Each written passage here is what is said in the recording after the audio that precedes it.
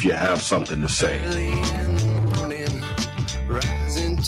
It's time to wake up and talk about the teams you love. Everybody wake up! Everybody wake up! With the guys you love. It's just about getting the group together. I need you, you need me today. Let's keep touching each other.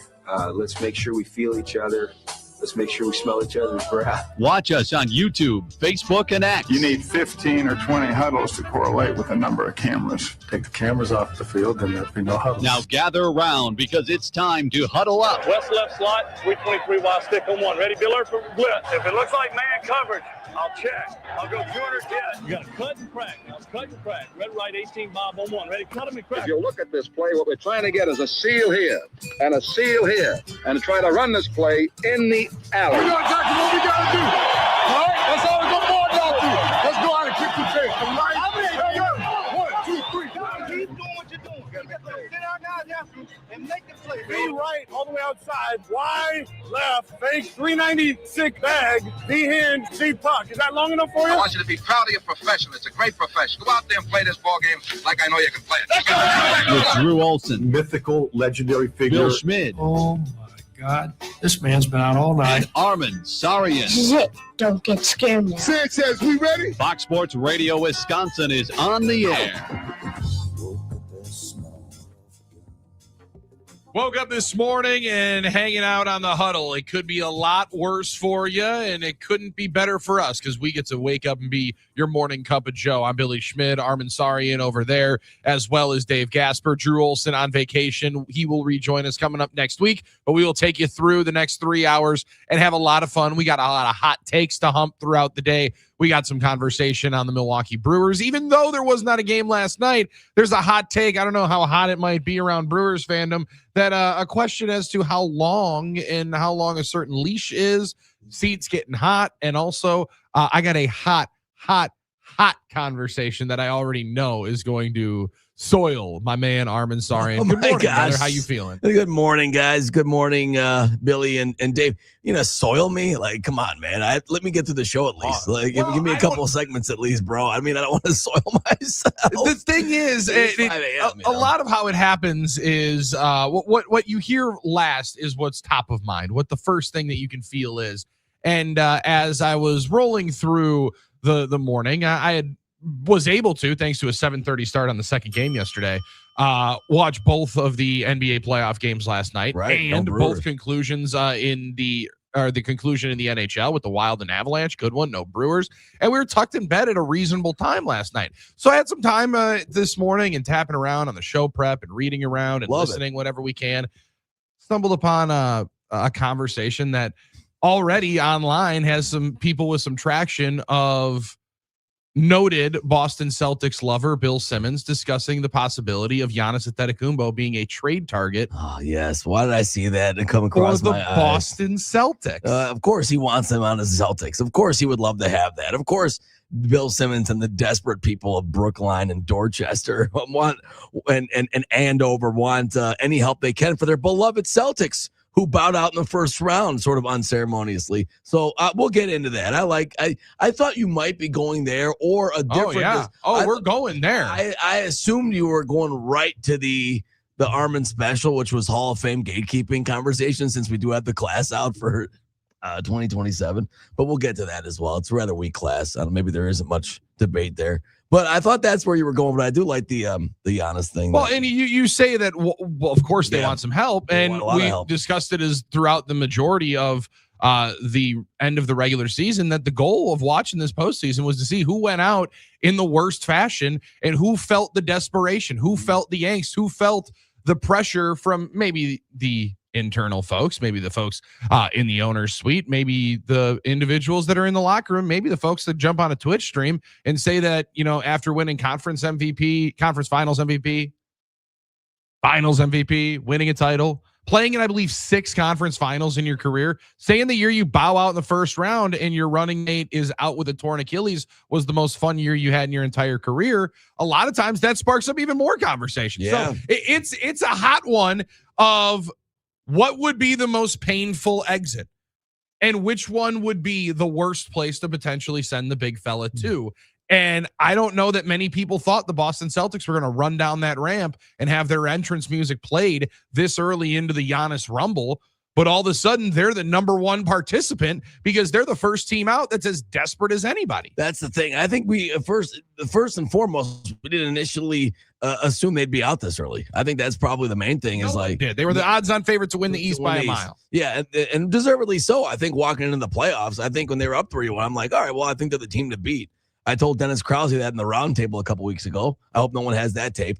But I said they were the team to beat in the East. Yeah, I mean, I think that's the reason, and I could see, but would that be the worst place for Giannis to go? I mean, it would hurt me. It would hurt me emotionally. Well, that's the question at 877-794-1973, and most importantly, the people want to hear from Wisconsin's fan, America's fan, Armen Sarian. Mm-hmm.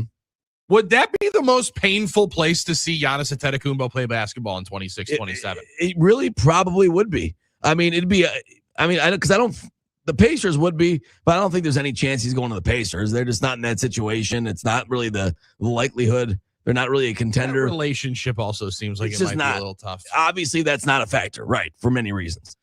So if you're going to really go down the laundry list of places you might go, places you don't want him to go. You know, we just talked about Minnesota, how we don't really see them as the rival that I do with the Vikings and things like that. That's always been a rumored place as well. Don't think it would hurt me as much for some reason to see him there. It's just the Timberwolves aren't that team.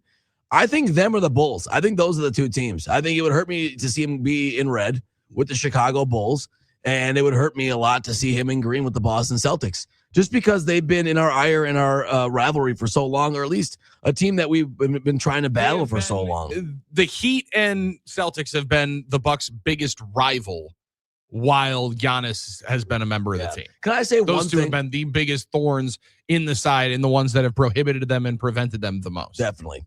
The one thing would make me happy, though, is I do feel like it would be funny to watch in Boston, because if Giannis goes there, right away there's the identity crisis, because like it'd become Giannis's team, and then right away you'd see like, well, see, I think it would be, but then again, Giannis, Giannis is kind of like the sun that all my thoughts revolve around in that sense. He's joining a team that just won the title a couple of years ago, but they've already had. He's the guy joining the culture, and he's the guy that then would be joining the team whose coach he had some pretty ridiculously hot praise for. When they came to town just a couple of weeks ago. I don't necessarily know that it becomes Giannis's team. I would actually counter with Giannis would like to go to Boston because it wouldn't have to be his team. Maybe, but I feel like he'd be. I just still feel like he'd be the center. I mean, Tatum and Brown have had that kind of like who's the biggest star thing going on there, and Tatum, when he's right, is a top 5 player, obviously. But I also think that about Giannis. I at least think we'd be witnessing an identity crisis in Boston a little bit, and that might be funny to see how it shakes out. But I guess, in theory, if you're Giannis now on this part of your career and you don't have to be the centerpiece, that might be good for you because the pressure's off you a little bit. There's not as much focus on what you're doing, in game by defenses and off the court as well. And maybe the responsibility is shared, so to speak. And maybe that's where some of the best, outcomes are for teams. But I don't want to see him in a Celtics uniform. Although Heat now that I'm thinking about this, Miami Heat are probably another team that I'd share quite a distaste for. We are less than a month removed from the article at the Milwaukee Journal-Sentinel that Laura Nickel wrote when she was able to have the conversation with Giannis. And he said, everything about my decision is based on winning culture. Like you saw, I talked to Coach Joe Mazzulla. I said, you had so many opportunities to make excuses, but you didn't. And I said, he said, they're good players. I said, no, it's about the mentality that you instilled in your place. He would be going to somebody else's place. Yeah. He would be going and getting a room in somebody else's house. He would be going and fitting into somebody else's already established foundation in trying to then take it to a new level. I don't necessarily, and frankly, the Bucks wouldn't, from the indications and all of this, what it would mean for Milwaukee. I just want to know from the pure fan perspective, would that be the worst place to see him play basketball in 2026? I think it would be akin to for me personally to Chicago. How on earth it could get worse. Yeah. Well, luckily now the Bulls said a couple of weeks ago, or at least we had the one guy who did TV in Chicago. Right, he's out. They're not going to. Now the entire front office and coaching staff, they're all out. They could be interested. I don't think they are. I think there would be a lot of other teams that would, and I think the Boston Celtics would be right front and center at the top of the list because they fit the criteria that I talked about all year long, which was the team that gets desperate enough after the worst possible situation and the one that ultimately might get their hand forced. I mean, Jaylen Brown, clearly it appears that there is going to be either a Game of Thrones situation in Boston and it's going to be him or me. And if they pick Jaylen Brown, I think anybody on planet Earth that would end up with Jason Tatum would be in a much better situation. Sure. But Jaylen Brown was in the top 5 in MVP candidacy this year. Yeah. There are a lot worse packages you could get. I think he would probably be rerouted and get you another significant package, maybe your own 2027 first round pick back, which would be nice if the Bucks are going to be the warm cheeks that we anticipate they probably would be in 26-27. To be able to actually have that asset would be a nice thing. And the Atlanta Hawks are the only team that can offer that to you. So there's ways that this gets maneuvered, and it actually lines up decently well for both sides. It could be the spot that nets you the best return and the quickest chance to revival. That's for sure. You also had to do it just a couple of years ago and watch one of your favorites, Drew Holiday, go and hoist the title with that team in green. It hurt. Banner 18.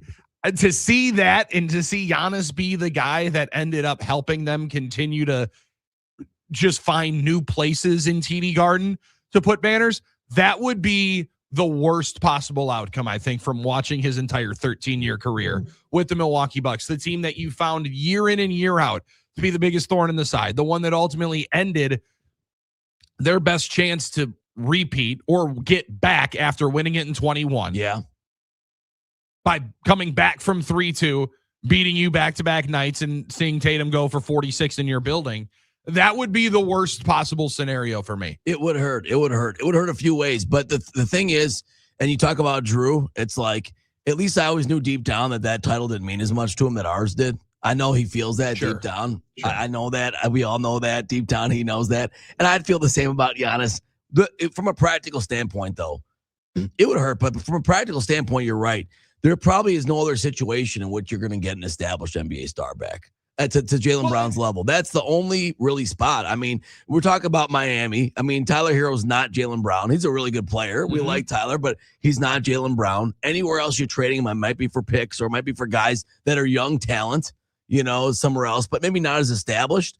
But you would assume if it is Boston that it's going to be Jaylen plus, right? I mean, you would hope at least. Well, I don't know about how much plus. No, I don't think it would be much plus. You think it would be potentially a contract to match it up. I think it might be a pick. I also don't think you're getting Jaylen Brown in the conversation. Well, that's a problem for me. I don't know what Jaylen Brown does for you.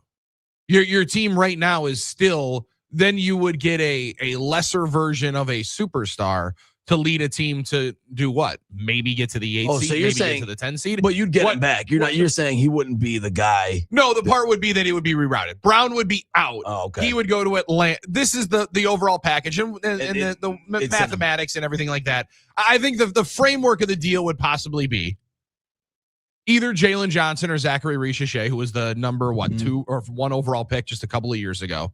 And then your 2027 pick, a couple more picks, contract to line up. Maybe Dyson Daniels, who was first team All NBA a couple of years, would be in the conversation. But you'd get young players back and draft assets from Atlanta. He'd get shipped to Atlanta, and then they can compete and do whatever he wants because he wants to be the lead man of a show. But I don't believe you would get Brown. You would want Brown. Yeah. You would want him in Milwaukee because you'd want somebody to hang your hat on, is what it sounds like from what I'm hearing. I think so. I think he's the best player you could possibly get in return. He's a known quantity. You're right. You're not really solving your problem of building for the future in that regard, or at least getting assets to build for the future. But you'd be an instant contender, at least to be a playoff team with Jaylen Brown, I think. But the way you're putting it in rerouting him to get more stuff, I could see as well. I think both are legitimate strategies.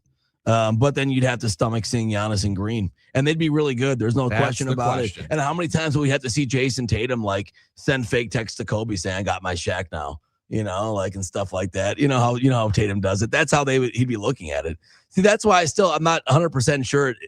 it'd be Tatum's team, just like the way like Shaq walked into Miami and said this is Dwayne Wade's team, or Reggie White walked in and said this is Brett Favre's team. Like trying to be deferential, which is good, but he might still be the centerpiece of what makes them great, I guess. Just like it reminds me of Shaq Kobe. He'll be a massive part of it. But then Shaq played on 7 different teams after that? Yeah, it was still Kobe was still the mainstay. Kobe was the mainstay. And it's like before and after Tatum would still be the Boston Reggie mainstay. White. He also went and played for another team after that. Did Like, after he retirement. went very, very quickly. So like he would be the hired gun to take them over the top. And I think that one would be awful to watch for Bucks fans to see him in green. I don't know. Maybe I'm wrong. 877-794-1973. I do think the Brown deal would be fun. It would be interesting. You'd at least get somebody that would be worth going to the games for. Exactly. And I think that's a tough spot as to where we're going to see. And we're going to hear from Taylor Jenkins, the new Bucks head coach, coming up here later on today, 2:00. He's going to get introduced. I don't know. He has a better idea as to what kind of team he's coaching, what team he's planning to coach, who he is planning to coach. Maybe it's completely a different story. But if the Bucks would end up with Jalen Johnson, I think it would be Johnson or Richeche. Obviously, you'd want Jalen Johnson more. Yeah, really. If you'd end up with Jalen Johnson, your 2027 pick back, and one other contract to match it, I think that's a hell of a package at the moment with a 1 year left on the contract superstar for somebody who also, as much as we love him, has also been rather dinged up over the last 4 years. And that is going to be a tough thing to tag when even the biggest Giannis fans could have easily forecasted a shorter prime and a quicker potential fall because of the style of play and the way that he plays. Well, yeah, and that's always been the concern with Giannis. Also, the realization maybe from some that you're not going to get the Rudy Gobert 5 picks package. You're definitely not getting that. Those days. No. There seems to be those Hugos are off the lot now. Those days are gone, unfortunately. And again, even like Desmond Bain, they traded 4 first-round picks. That's the other thing I was going to bring up. But if you're going to end up, sorry, and I don't mean to cut you off, but also if you end up with your pick back in 27. And that forecasts to be a top 5, top 6 pick, that's better than the 20th pick 4 times, right? It is. I mean, because it should be a good draft. And that's always been the theory about the NBA draft is like top 5 picks are much more important than like 220s. And I think in this case, it's probably true because you want to have those top 5 picks in the NBA draft if you can. Now, obviously, the lottery is going to change and things like that, but we'll see. There's no chance. I mean, I don't think the Celtics should do it, but there's no chance to be Tatum instead of Brown, right?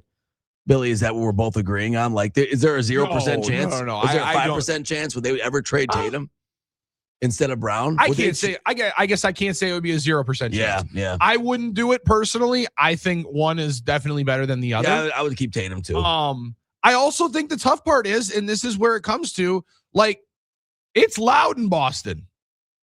That is a loud fan base. It's one of the most outspoken ones that there is in sport. And my man literally just won the title within 1,000 days. And then went on his podcast with 2 buddies. I don't know who those dudes were standing behind him in that weird live stream. But just goes off and says, like, yeah, we blew a 3-1 lead. Mm-hmm. My best friend on the team, my guy, blew out his Achilles. Yeah. Had the worst year of his personal and professional life. You know who had the most fun? Me. Most fun I've ever had. Mm-hmm. I've enjoyed the hell out of myself. I don't know how well that goes over. I don't know. I don't know how well that goes over in a fan base that is as outspoken and loud in Boston. Like, I think there's going to be a little bit of a drumbeat to everybody saying, hey, we knew at some point these two were going to have to get separated. And now somebody needs to go to a different school and somebody needs to move out now. And it appears like that time might be coming. The time might be coming. In Boston. Yeah, there's a couple more things that would be entertaining to watch with Boston and be honest, in Boston. He'd finally get a positive media narrative, first of all. I don't think that's ever happened for Giannis nationally. Like, he'll get he's a Celtic now. So they'll say all these great things about him all the time, and that'll be nice to hear. And it'll be nice for him. MVP again. It's just like maybe getting the running. Maybe his like triple-double average would be good enough for them. To at least get considered. And I think like Simmons has been kind of soft launching the whole like Giannis is not good or being a Giannis hater now. So he'd have to totally change his like whole like emotion on Giannis because it seems like he's been doing that, at least to me, for the last few months. Like Well, I think he said something. I didn't listen to it, but I read that he asked the question if Giannis was ever considered the best player in the NBA on one of his recent podcasts. And it just seems like he's been going to that whole angle for a while. But obviously that would do a 180 if he's a Celtic. So that'd be kind of funny to watch. Well, I'm not a Bill Simmons hater, but I am an observer. I do think that was a fair question when he asked it. I mean, they unanimously people were still saying Kevin Durant was the best player in the world, even though they lost in the second round that year. He wasn't the only guy saying that at that time. Maybe, but I remember him saying, like, after the championship, Giannis has the belt now or something like that. So I don't know. I think it's a little wild to hear you say that personally. That's just me. I think there was clearly a time when Giannis was, not to mention the MVPs, and then he won the this MVP, is exactly what I wanted. I'm already at 521 now, getting the man that loves and defends anything media to start hating on one of the biggest podcasters, the biggest media guys in a long time. I like Bill Simmons. I always have. But I'm seeing the swell of emotions rolling around in there, and I can feel there's a tidal wave going back and forth. No. There's some weird waters rolling through. He's trying to figure out where he's staying. These are just facts that he's had about Giannis. It'd be funny to see him kind of flail and reverse course a little bit, have to turn that ship around. Yeah. But overall, I don't want that to be the reason I don't want this to happen. I don't want Giannis to be a Celtic. I want him to be a Buck, actually. It's in reality, I still want him to be a Buck. I mean, maybe that's an unpopular decision these days. I'll be honest with you. I think you might be in the minority right now. I think I definitely am these days, to be honest with you. I think I am. I think most people are emotionally processed and ready for him to move on and are just waiting for that. And to the point where they're sort of like, get on with it. This is better for our future type thing. And I'm just not going to be there. I don't know what else to tell. Now, if it happens, you ever could get there? I mean, I will handle it if and when it happens, but I'm not going to ever be like, great, Giannis is not a Buck. I'm not going to say that. I can't see myself saying that. Now, whether or not it's logically better for the franchise, that's something different. That's something you have to come to terms with. And that's something to discuss. Still believe if he's healthy and motivated and everything's right, he's still, one of the best in the league, and I want him on my team then. Well, it's also hard to look at what we're watching in the Eastern Conference and say that at his best, he still wouldn't be the best player in the East. It's hard to because I agree. But because if he's healthy, wouldn't he contend this team to somewhere? It seems like you watched. Well, not this team, but eight. You watched it. You watched how bad they were and how close. How can they actually get better without giving up? They always say you got to give something to give something. I know, and that's our problem. We don't have give something talent to get something. Yeah. And you got the something of the offseason, and we'll see how much they want to potentially get back. 877-794-1973. Or if they could. And if indeed the big fella is playing in a different color next year, how painful would it be to see in green? 877-794-1973. The wrong green, man. That would be the wrong green. Wrong green. Man. That would be the wrong green. That bright green. That ridiculous shamrock green. Kelly green? Yeah, Kelly green. Is that what they call it? I don't know what they call it. I think I've seen Kelly green for about 18 different things. So 877-794-1973. Waking up with us on YouTube and X, not on Facebook today.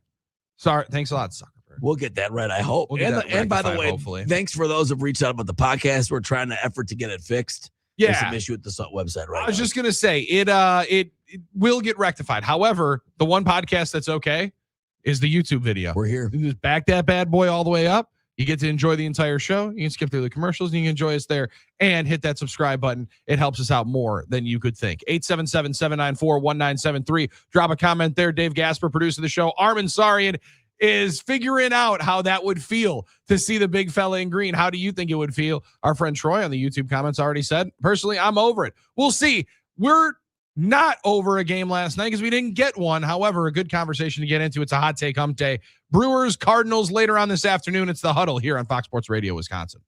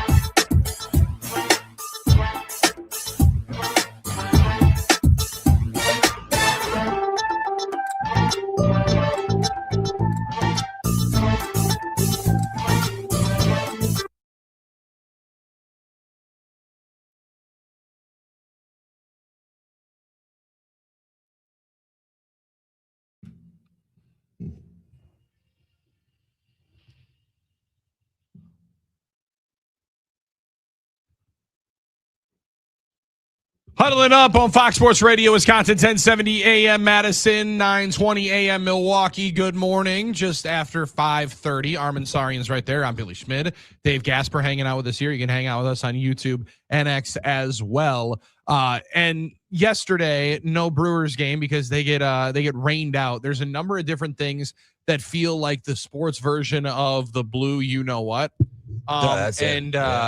I don't know that a potential rainout and a rescheduling for a doubleheader in the middle of July is exactly the worst one, but it sure as heck is up there because in the midst of a couple of nice NBA games, not great NBA games yesterday. James Harden looking like the oldest guy I've ever seen playing basketball potentially, and unable to dribble most of the night there against the Pistons. What was difficult to watch, man, I was just wishing that we'd be able to watch some Brewers and Cardinals and I wouldn't have to see the Cubs walk off once again. It just feels, you really understand just the void that no game has once all of a sudden it's slapping you in the face when you were anticipating one at 6:45 pitching off. Yeah, it's a bummer because then you have a day off, a day game, which is okay, but it's just, no night baseball. And then another day off. So it's like, man, we're going to be starved here for a while trying to get some ball to watch. Now, the thing is, maybe it'll help the Brewers to get a little bit of a rest. Maybe if some guys are banged up, but you're going to have to make up for it at some point. So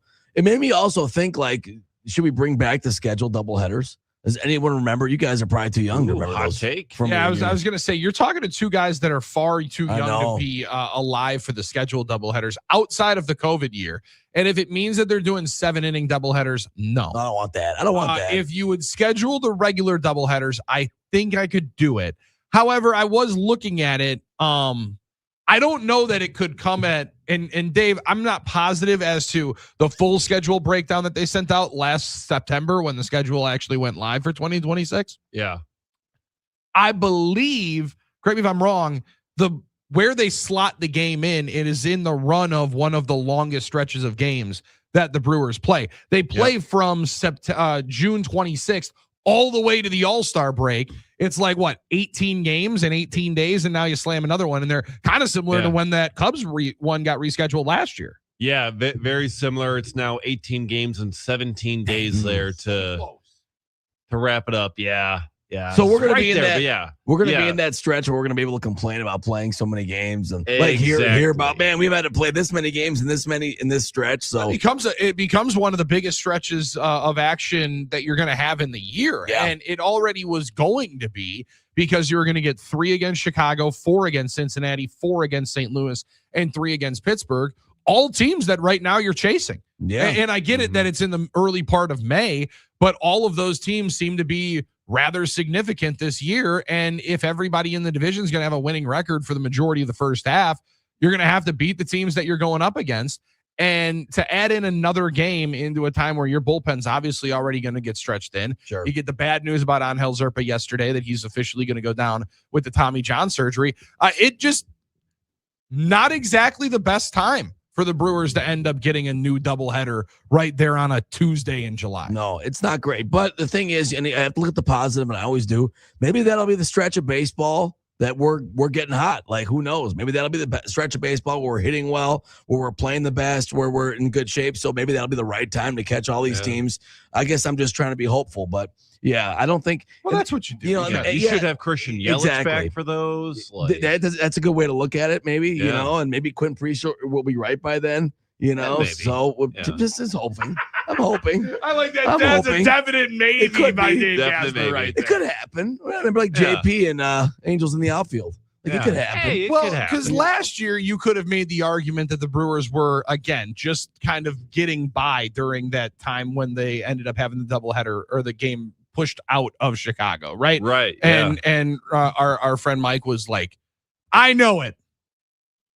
They wanted to play baseball today. Oh, yes. They were ready to play 2 today, and they didn't. And now today, they probably would have been ready to play 2. However, St. Louis is like, no, we got to fly out to San Diego and then go play the Padres for 4 and be out in Sacramento. We'd prefer to not play a doubleheader here. Yeah. And they probably have a little bit more say in the scheduling of the second game. So it doesn't always work out exactly how you would like. But for a team that right now is still getting itself out of this injury luck. It might not be the worst time to take a couple of days off. Just doesn't add into a spot where you would have liked to add in another game. Yeah, it would have been. But I don't think this is like that situation, at Wrigley a few years ago where we were upset and the Cubs did a shady game call. Everyone understood the situation. And I don't think you could have played 2 today. So I guess it's just the way it's going to be. And even if they brought back scheduled doubleheaders, they'd be day nights anyway and sell 2 tickets. And let's be honest, I want 2 for 1. I missed the twilight doubleheaders because I got 2 for 1 and I got the value with the games. I used to go to those.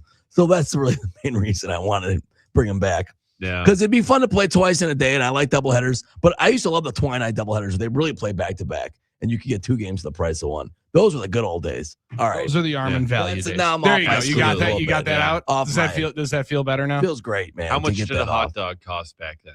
I don't know, but they didn't have the junior hot dog deal they got going on, or the dollar hot dog day. I'm not really sure, actually, what it costs. We brought in our food at County Stadium. You know what I mean? No, we used to get some hot dogs, I think. They were definitely cheaper than now. Definitely didn't get any hot dogs. 877-794-1973. Talking text line hitting us up here with our friend Marcus in Iowa. I'm with Armen. Giannis today, Giannis tomorrow, Giannis forever. Also, Giannis is too frugal. Any stay with worse taxes might be out of the question. The best money move would be endure the costs of moving and uprooting your family. No, it's stay in Milwaukee. You get the most for your money. Boom. That is definitely a possibility. Now, I would counter with your possibility of what you could do in Miami, anywhere, place with no state income tax. Florida, Texas, San Antonio, Houston. Those both would be interesting ones. Arizona, that's one that obviously people started putting him out there in wish casting for. Well, our property tax rate isn't that, or our property tax rate isn't that great. I don't know about our income tax rate. I don't think it's great either. There aren't that many, not to get political, but I don't know. Plus, Giannis doesn't have a total say in it. Well, he would have a say in where he signs. No, he's going to have a significant say in this. If it's a trade, I don't know. Well, it's going to be a trade. That would be the deal. He's got 1 year left, and then he would be able to opt out, or he'd be able to sign the 5-year deal for over $270 million with Milwaukee on October 1st. If he's traded, he can sign it in 6 months. So you're not going to command and get the same kind of trade package if you are going to do not completely unprecedented. Kawhi Leonard sure didn't want to go to Toronto. Right. Now it worked out for the Raptors. I think if anybody knows that they're going to get a situation like Toronto, they'd trade whatever package they would have to be able to get that situation like they got with Kawhi, and they got their title in 1920. But or 18-19, but it's far from a guarantee. I don't think that you're already going to be trading him at 75 cents on the dollar? Yeah, it's going to be something like that, basically. You're not getting one. If you're not going to get the commitment from him that he would sign long term, you're going to be trading him at 40 cents on a dollar.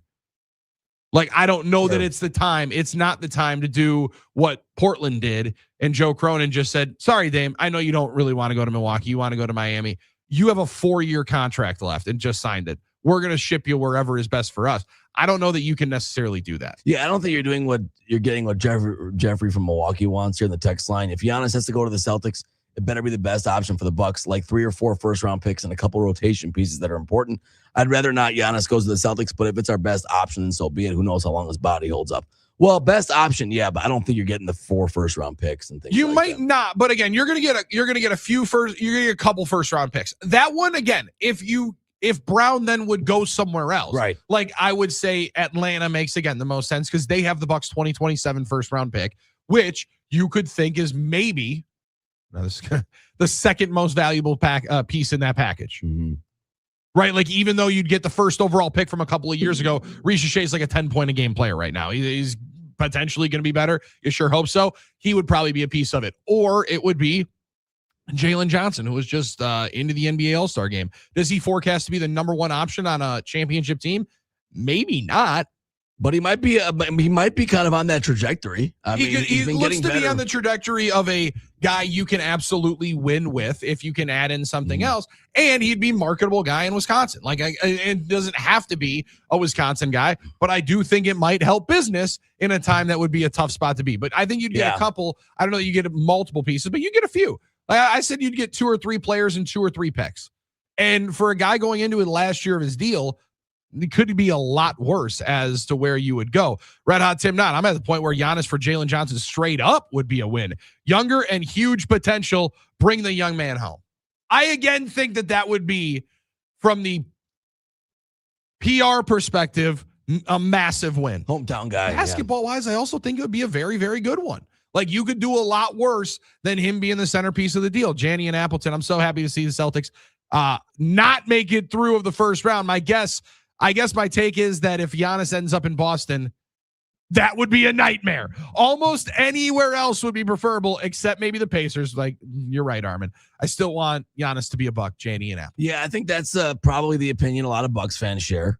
That would not be a fan to see him in Boston. Janney says it's not the nightmare. It is fun to see that many folks after just 2 or 3 years of playoff run-ins have the Indiana Pacers as the number one most hated. It was really like, I kind of related to the Seahawks in the mid 2000s, where it felt like they were getting just so antagonistic with us for a while that it was burning so hot. Like, we might not be saying this about the Pacers in 5 years, might not be saying it in 10 years, might not even be saying it in 2 years, but it feels like right now that's the one team because of like the Tyrese and his dad and all that stuff. Yeah, and man, 100%.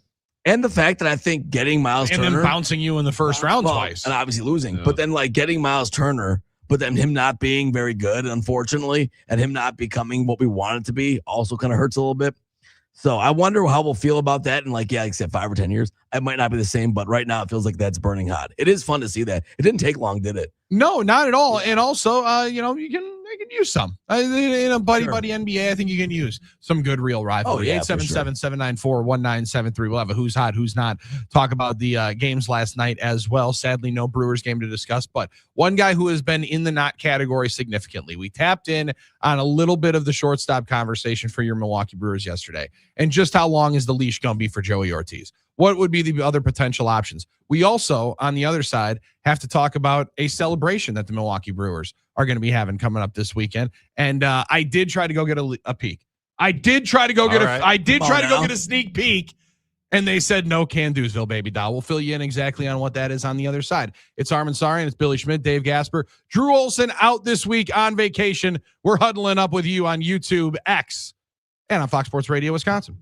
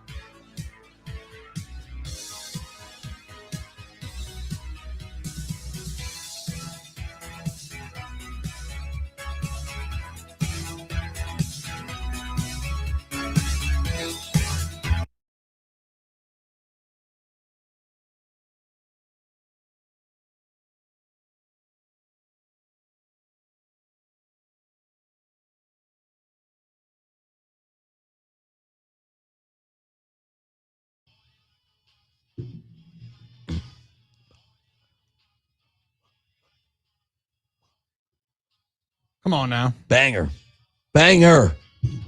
Dave, come with the 548 heat. Yeah, Dave Gasper. Let's go, Dave. Trying to We gotta party wake like up somehow. Yeah. Listen, partying like a rock star is a great way to be able to do it here on the Huddle at Fox Sports Radio Wisconsin. Streaming us on YouTube and X. Thanks for hanging out. We will talk to our friend Scott Dolphin, as we always do, coming up for halftime in about 45 minutes from right now. Obviously, get you a hero of the day. Bucks going to be introducing their new head coach, Taylor Jenkins, later on here today, 2 o'clock to the media. A media alert that came out from the Milwaukee Brewers just some hours ago on Monday night was the fact that officially coming up on Friday night, as they welcome in the New York Yankees to town for the first of a 3-game set that wraps over the Mother's Day weekend, the Brewers honoring and officially inducting CC Sabathia and Dave Parker into the Milwaukee Brewers Wall of Honor. Now, I did try to walk around by the Wall of Honor yesterday to see if I could get a sneak peek. No can do. No, they locked that bad boy up. Good try though. I like that you I wanted to see if I'd be able to get a sneak peek. Yeah. Not gonna be able to go to the game on Friday, so I'd like to be able to see the celebration for CC. That would one of the cooler ones to be able to have, because they write in here one of the most impactful trades in franchise history. Obviously, difficult to say it's the most impactful, right? Because it wasn't 3 players that directly helped lead you to a World Series appearance. Yeah. But from the shock value, the excitement, from the long-lasting memory of that 2 months, I don't know somebody has in the Wisconsin sports landscape made a larger 2-month impression than CC Sabathia did there in 2008. No question. I mean, when you just think about the fact that, first of all, the value of the trade, right? I mean, no one gets the juice, out of the orange more than that trade right there. I mean, the Brewers got more out of that trade in 2 months than you can imagine anyone getting. CC was incredible down the stretch. He was incredible in every start. They got so much value out of that, even if it was only 2 months.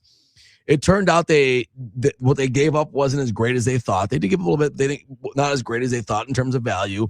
And the cultural impact it had on the Brewers and Brewers fans is beyond measure, I think. To finally help them get over the hump, for Brewers fans to start believing that this could be an era of winning. A lot of it started right there, obviously, with that group that came up, but CC's acquisition brought them over the top. And the fact that everything was done in such a positive manner, there was never anything but good feelings from CC in Milwaukee and the fan base, and it's always continued that way when he's returned. You can't really imagine a trade that's been so impactful in a small crucible than that one was right there. And that was basically, when you talk about deadline trades and deadline rentals, that was the ultimate textbook dream of how it's supposed to work. You're supposed to get the best career stretch from that player, and the Brewers did. I mean, I can't imagine that he's been any better in his whole career than he was, at least in that 2.5 month period, than he was as a Milwaukee Brewer. Did it on short rest. The majority of the time. He pitched on 3 days rest for a month. I mean, in a contract year, unfathomable. It was like, you just don't see that much. You won't see it anymore that often. Well, you definitely won't see the workload ever again. Right. And my man finished and got a first place Cy Young vote in the National League and was here for 2.5 months. That speaks to at least a little bit of what it was. But in a year where they had 3 guys throw over 220 innings, it was going to be a tough one for him to be able to get. And Lincecum had like 200 and some strikeouts. But either here nor there, he had 7 complete games. Crazy. And 3 shutouts in the time. It's crazy. And also from 11-2 and what was it, $1.65 ERA in the time. It was one of the most impressive and dominant stretches that we had ever seen. And he also, it's rather unfair and cruel that maybe his worst start for the Brewers was the last one. Yeah, really. Playoff start, right? That ends up being the last one. And it's not fair to him, but in different players that get sent off and thought very fondly of, I don't know anybody's more fondly thought of than CC Sabathia for a short stint. No, and he had a good relationship with Milwaukee, and it's continued. And the fact that it's mutual has been great. 4.9 WAR in 17 starts. It's just incredible. You know, if you're into that number too. He's also doing some pretty just cool awesome. stuff now, He really is. working with the commissioner's office, I believe, Yeah. and just like trying to let everybody know, hey, baseball's kind of cool. Baseball is cool, younger generation. Come watch a little bit, hang out. They're doing some some split screens. CC Sabathia might be the baseball version of the Manning brothers. I love that. I think you could do a lot worse there. Also, Dave Parker going to be honored and he signed with the Brewers in 1989 as a free agent. Immediate impact. Lone All-Star in 90, Silver Slugger Award winner, designated hitter of the year, and also MVP honors for the team with 21 homers in 157 games. Incredible run as well for Dave Parker. Both Hall of Famers, both going into the Brewers Walk of Honor coming up on Friday. This is the Huddle. We're back right after this with hour number 2.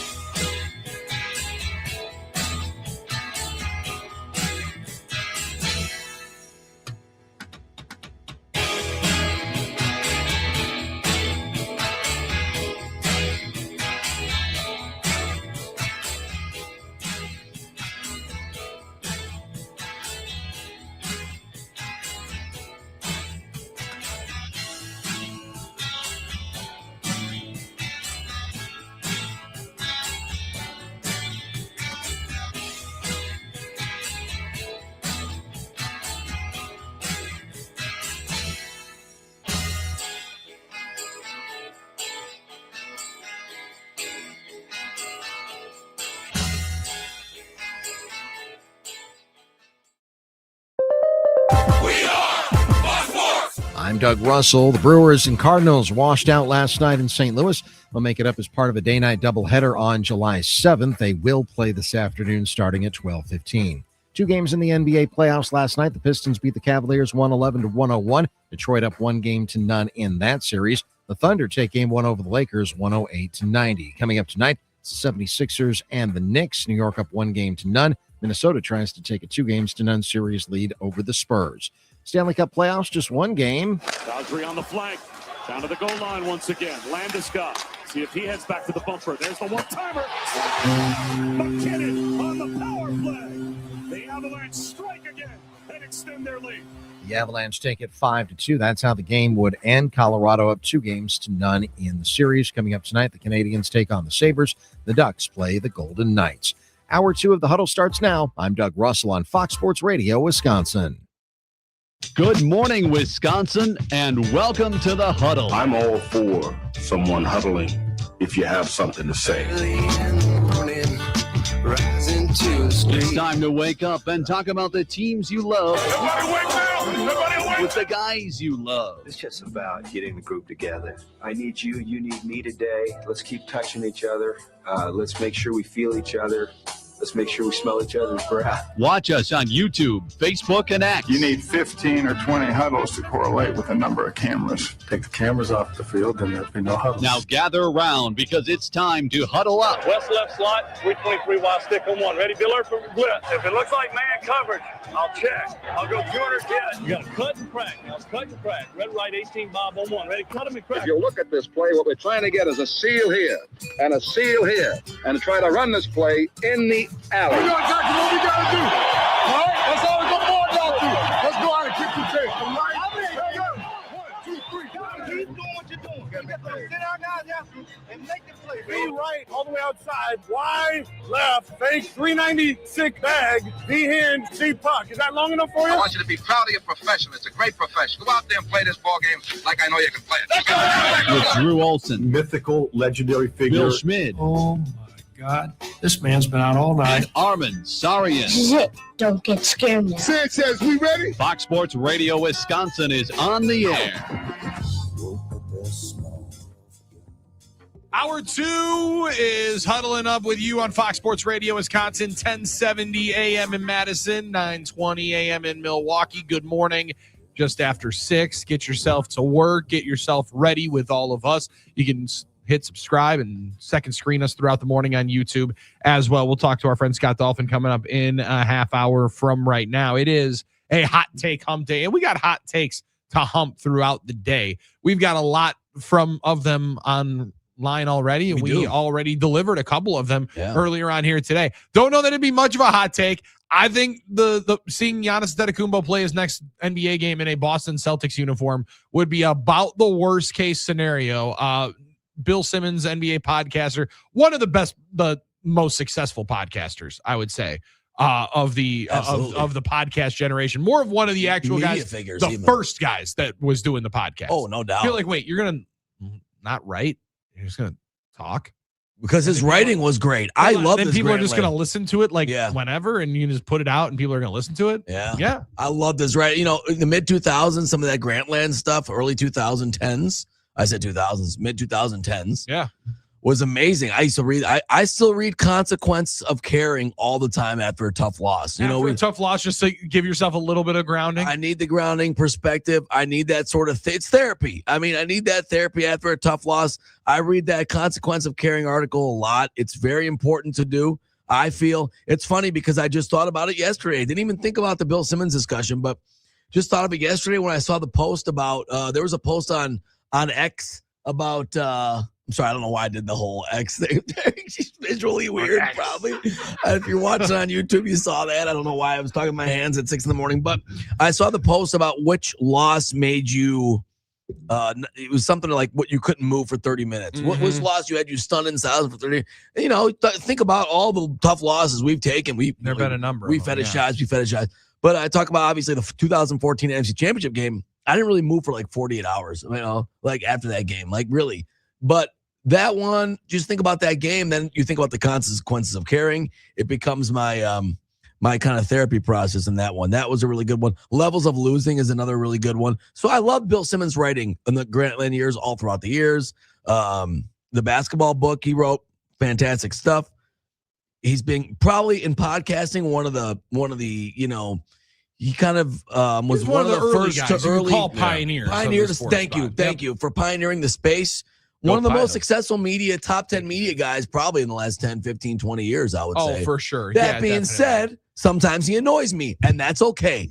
Both can be true. Yes. Both can be true. You can be annoyed by your loved ones sometimes. You can love somebody. The loved ones, the people you love the most that annoy you. Yeah, while recognizing siblings. Yes. Or kids. That could be siblings, kids.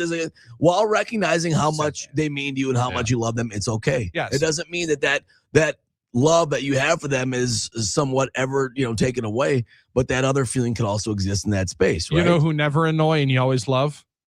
Moms.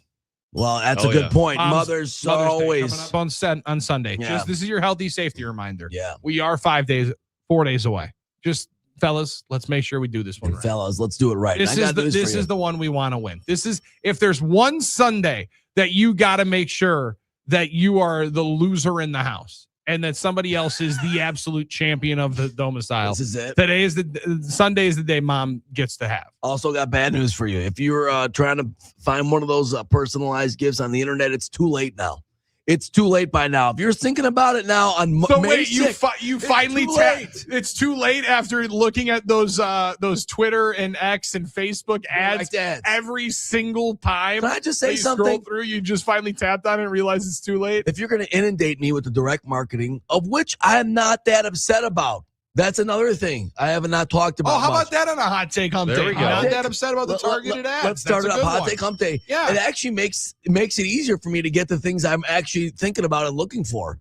Now, it's all based on your SEO, the search and stuff like that. So when I search NBA Finals 1994. Or where can I find ho-hos from Hostess? How do you cook, I don't know what the algorithm's doing with that one. cook a ribeye on a steel pan, like stuff like that. Sure, I don't need those, but certain direct marketing can help sometimes. So they know it's Mother's Day. They know, okay, they have a child. When I get that, I'm fine with it. But don't give it to me when it's too late to send in to get it on time for Mother's Day. I need that a month in advance. That being said, they probably were sending it. I think you've been seeing it. You just haven't been acting. And because I kind of did the same thing. Yeah. Where there's been a number of different. I mean, baseball gets played all day in my house, all day long. It's great. Even the 1-year-old now can pick up the ball, pick up the bat, and then it's like, we're doing something. I know we got to do something with this. I just don't know what. So it's now to the point where every fifth scroll is a different figurine of mom with the two boys on the bench, or the baseball glove with mom and the two boys' names, or whatever it could be. The little wood thing where it all fits together, where everyone's got their own little puzzle piece. Yeah, the puzzle and it comes into a big baseball. Oh yeah, there's one of those pictures. Of them. Last year I got the picture where you can get a picture. Send in the picture and it's like a drawing based on the picture, like an electronic drawing. It's pretty cool. It's a good one. Yeah, they put the wrong date on it last year though. That wasn't I was not a fan of that. It was Mother's Day 25 last year, not 24. However, I got a free one. I got an extra one, so no worries about that one. I got another one sent right back in the mail, so I was good about that. But you just little things you want to make sure. But there's a multitude of such gifts. Like, hey, personalized book, or the little ornaments. I mean, it's not Christmas time, but there's those type of gifts out there, which is fine. But brother, if you are waiting now to get one of those, you're going to be paying for that shipping. You're going to be paying the extra premium to get that thing sent in time. Oh, it's going to be express. It's going to be express. It's going to have to be express. And you just want to make sure that you don't mess it up because it's a big day. It is a fun one.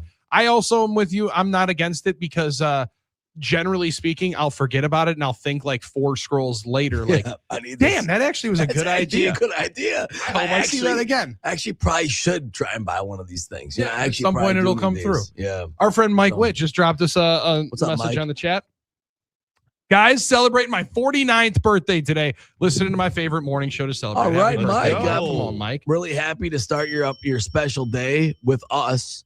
Now, next year's the big one, 50. All right. So we'll be even happier to celebrate that one with you. We're going to be here next year. We're going to be here up to years and years down the road, I'm sure. But happy birthday, Mike. One of our favorite. Thank you. Yeah. There we go. It's always a good one to be able to spice up and celebrate a birthday. Happy birthday, but Mike. out of the ones that you celebrate, 49 is the one that's just probably going to just fly by night. That's the one. That is one that 39, you 49, can most likely.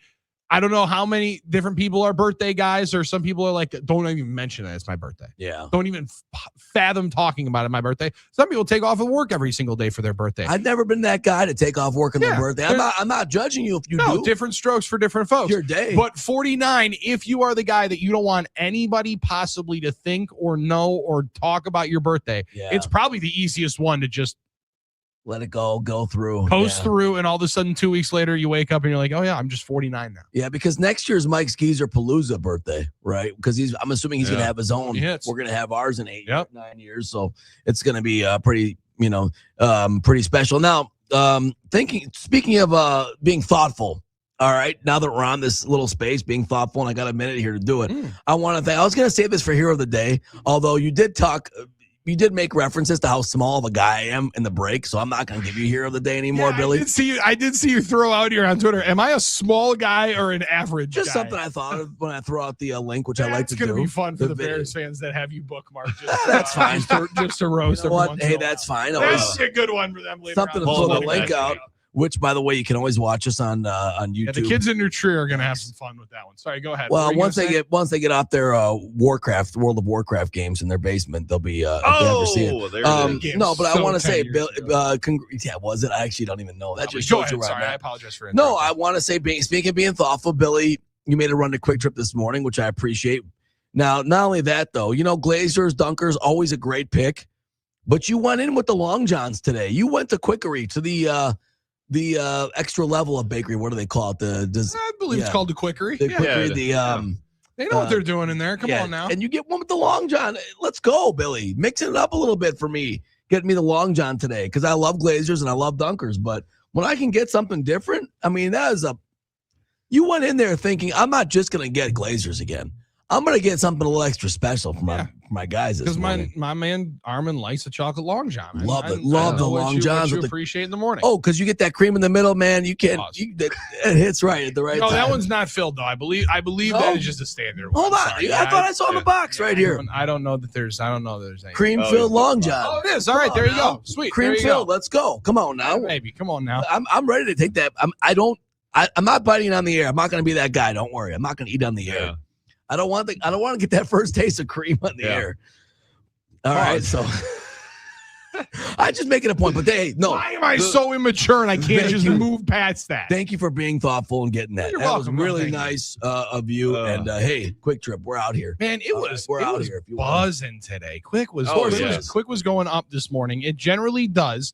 But it allows you to know that on a hot take hump day, it is rolling, and the breakfast sandwiches are rolling through there. More importantly, the Cafe Karuba coffee was a rolling through there. Hot take hump day 877-794-1973.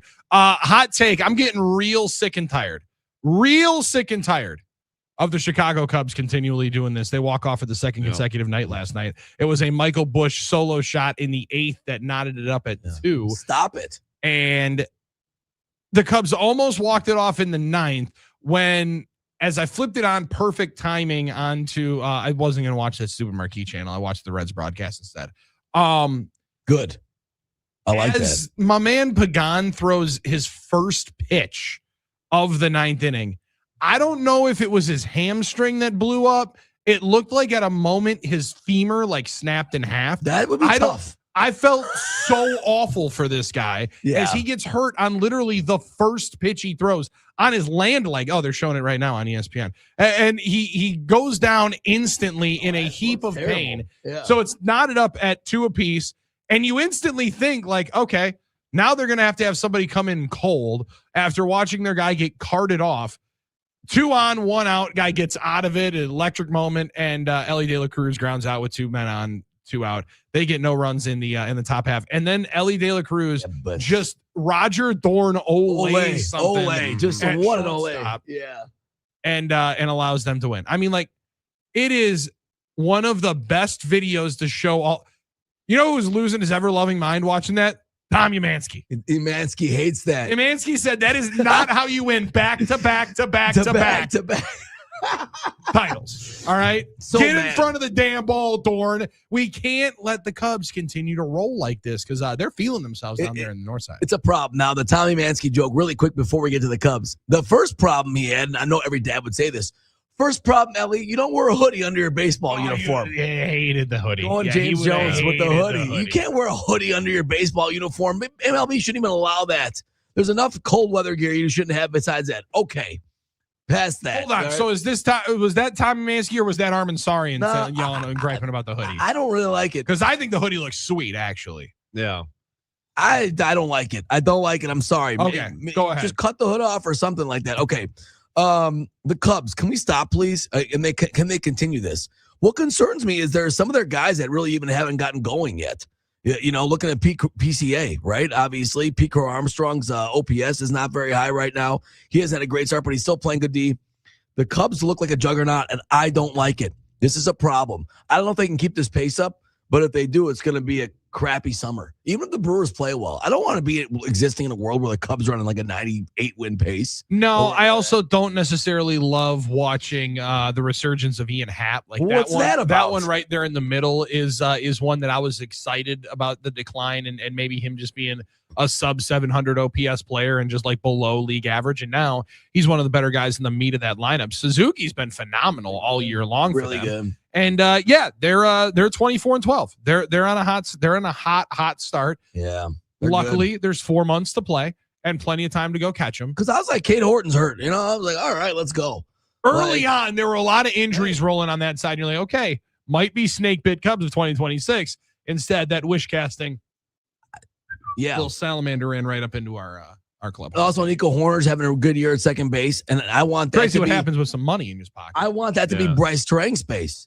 I want Bryce Terang to be the special superstar second baseman that everyone's talking about from the Central. I just want him to be paid so that he's here long term. Well, I would like that too, obviously, but I mean, I'm going to try to enjoy him while he's here, you know. And this looks like it could be a very special year for Bryce, and it will be no matter what. But I don't want any Nico Horner talk. It would take more than what Horner got. Would it, Dave, or not? Because it's a weirder spot. Kurt Hogue did a really, really good job at the Journal-Sentinel a couple of weeks ago, breaking down the financials of it, because you can't just, you could, but fiscally nobody would, of just say, hey, we'll give you a 6-year contract and pay you $24 million a year, because he's already baked in with the sharing and with the arbitration as the somewhat of where his salary would raise up to. You're not going to buy yourself completely out of that value, but you give him a little bit of a raise if they'd sign, correct? Yeah, you'd give him a bit of a raise, but it would definitely be like backloaded. It would start smaller early on and tear up and then hit the real money when he would have been free agent years that you're buying out. Yeah, then those would be your $24 million whatever per year. Because I think Hogue put it together at like 8 years, $200 million. And I don't know either side's doing it, right? Like that's the tough reality of the situation. Would both sides love to be together for 8 years? I know the Brewers would love that. I know the Brewers would love it. I mean, yes. I don't necessarily know Bryce Terang would, and I don't necessarily know that I'd advocate for him to if I was his representation. Yeah. Luckily, I am not. I am guy wearing a Milwaukee Brewers hoodie and hat, speaking nonsense into a microphone. Right. So I would say, Bryce, get that damn pen and hit that thing to paper. Yeah, it's not your job. You're not getting paid to represent him, Billy, and what I'm not getting 2%. It's your job to talk about what's in your best interest. The best thing that you would want to do is lock up some absolute security. This is my man Cooper Pratt. Right. He said in that press conference, super sweet conversation that you guys all had on Zoom, Dave, where he's like, best part about this is I really don't have to worry about anything. I love that. Yeah. I love that. I'm pretty much all good. Peace of mind's and invaluable. then you could see him catch himself like, hold on, people are going to think that I'm just going to mail in the rest of my career. Yeah, he's definitely not what I wanted to put out there. However, if I did, everything's okay. Like there was that moment in time where he could just sit back and be like, well, if this is as far as the baseball thing takes me, it's played out pretty well. I can just focus on playing ball now. Don't have to worry about the contract. I can just focus on playing ball. Did you hear it the same way I did, Dave, where all of a sudden he said that and then he catches himself like, and getting better and everything. Right. And and then getting to the show. He caught himself saying like, guys are aware these days. I've made it.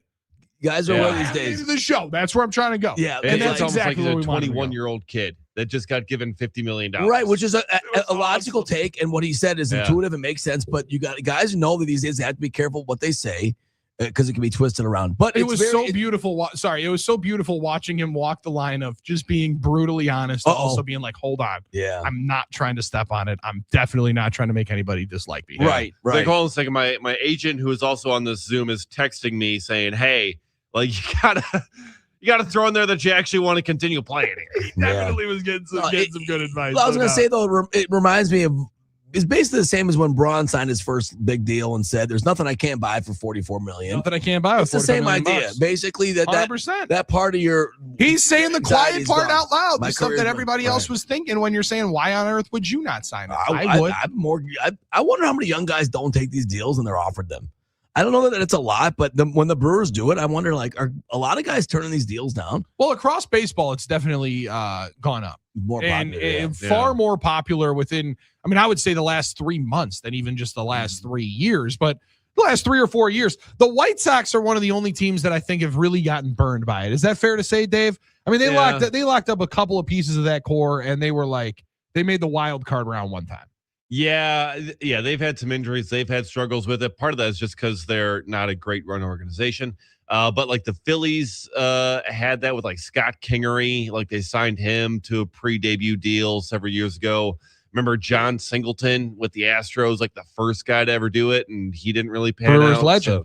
So, Brewers legend John Singleton. I like that. Okay, so there are a couple. Those are the way early versions of it. It is definitely more popular now, and I think there's also a lot of folks that are trying to get into it because, and a lot of teams potentially doing it with the cost certainty that it locks in coming up for next year. Mike Witt, James Jones rocked that hoodie under the jersey look, Armen. Yeah, and I know a lot of people didn't like it. I can't believe you don't like that look. But that was like football. It's just a little different. It's like football. No, the difference is it was a guy wearing your color. No, it's football, not baseball, man. I just think in football it's a little different. I had to get used to James. If anybody is bitching and moaning about how cold it is during May and during the spring, it would be you. I thought you would appreciate that hustle. Yeah, but the hoodie itself isn't making him warmer. But it's colder in December and January. Right, so it's a hoodie made a little more sense, at least in football. And it's more of a, like, I don't know, you're playing in the elements in December and all that stuff.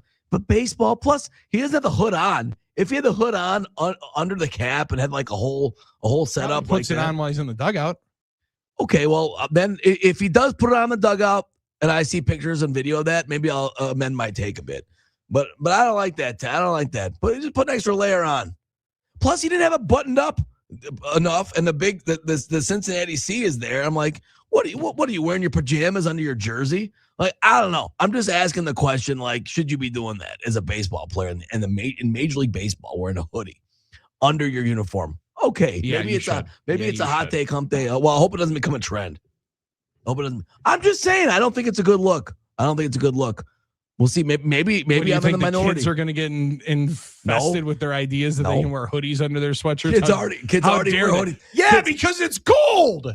It was 40 degrees last night. Okay, well, kids are already wearing hoodies with suit jackets. I see young people doing that too. What?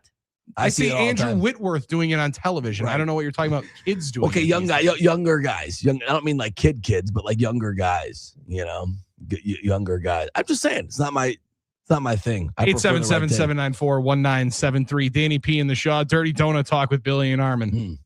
Also, Janie, thank you. She goes, "Oh my God, Billy, I also can't get past the cream-filled long john."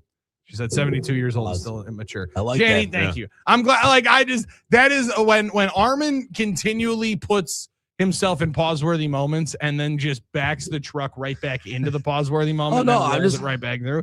I don't know that I'm ever going to get over those. Hey, I don't have that. I don't know what you're talking. I don't think like that. I don't have a dirty mind like you guys. So I was just talking about donuts. By the way, what's a French donut? Derek and Whitewater say gotta go with the French donut. Never heard of that in my life. What, beignet? A beignet? Donut? What's that? Looking here, it looks like a cruller, a version of the cruller. Oh, that's weird. We call them crullers. Well, yeah, a little different version because Derek. more of how it's looking like. It's a different kind here. Oh, that's a good glazer to me, to be honest. Yeah. You know? Not the Persians. Yes. I'm saying I like those. Who doesn't like Persians? I love them, but that's a great. That's a great donut as well. Derek and Whitewater, great to have him back in the fold, by the way. He's rediscovered our show, as you can as well. And tell your friends about us. We do exist. Yeah, because like my man Derek, our friend Derek said on the Talking Text line, he goes, I was tapping through and I found Billy and Wayne's coverage.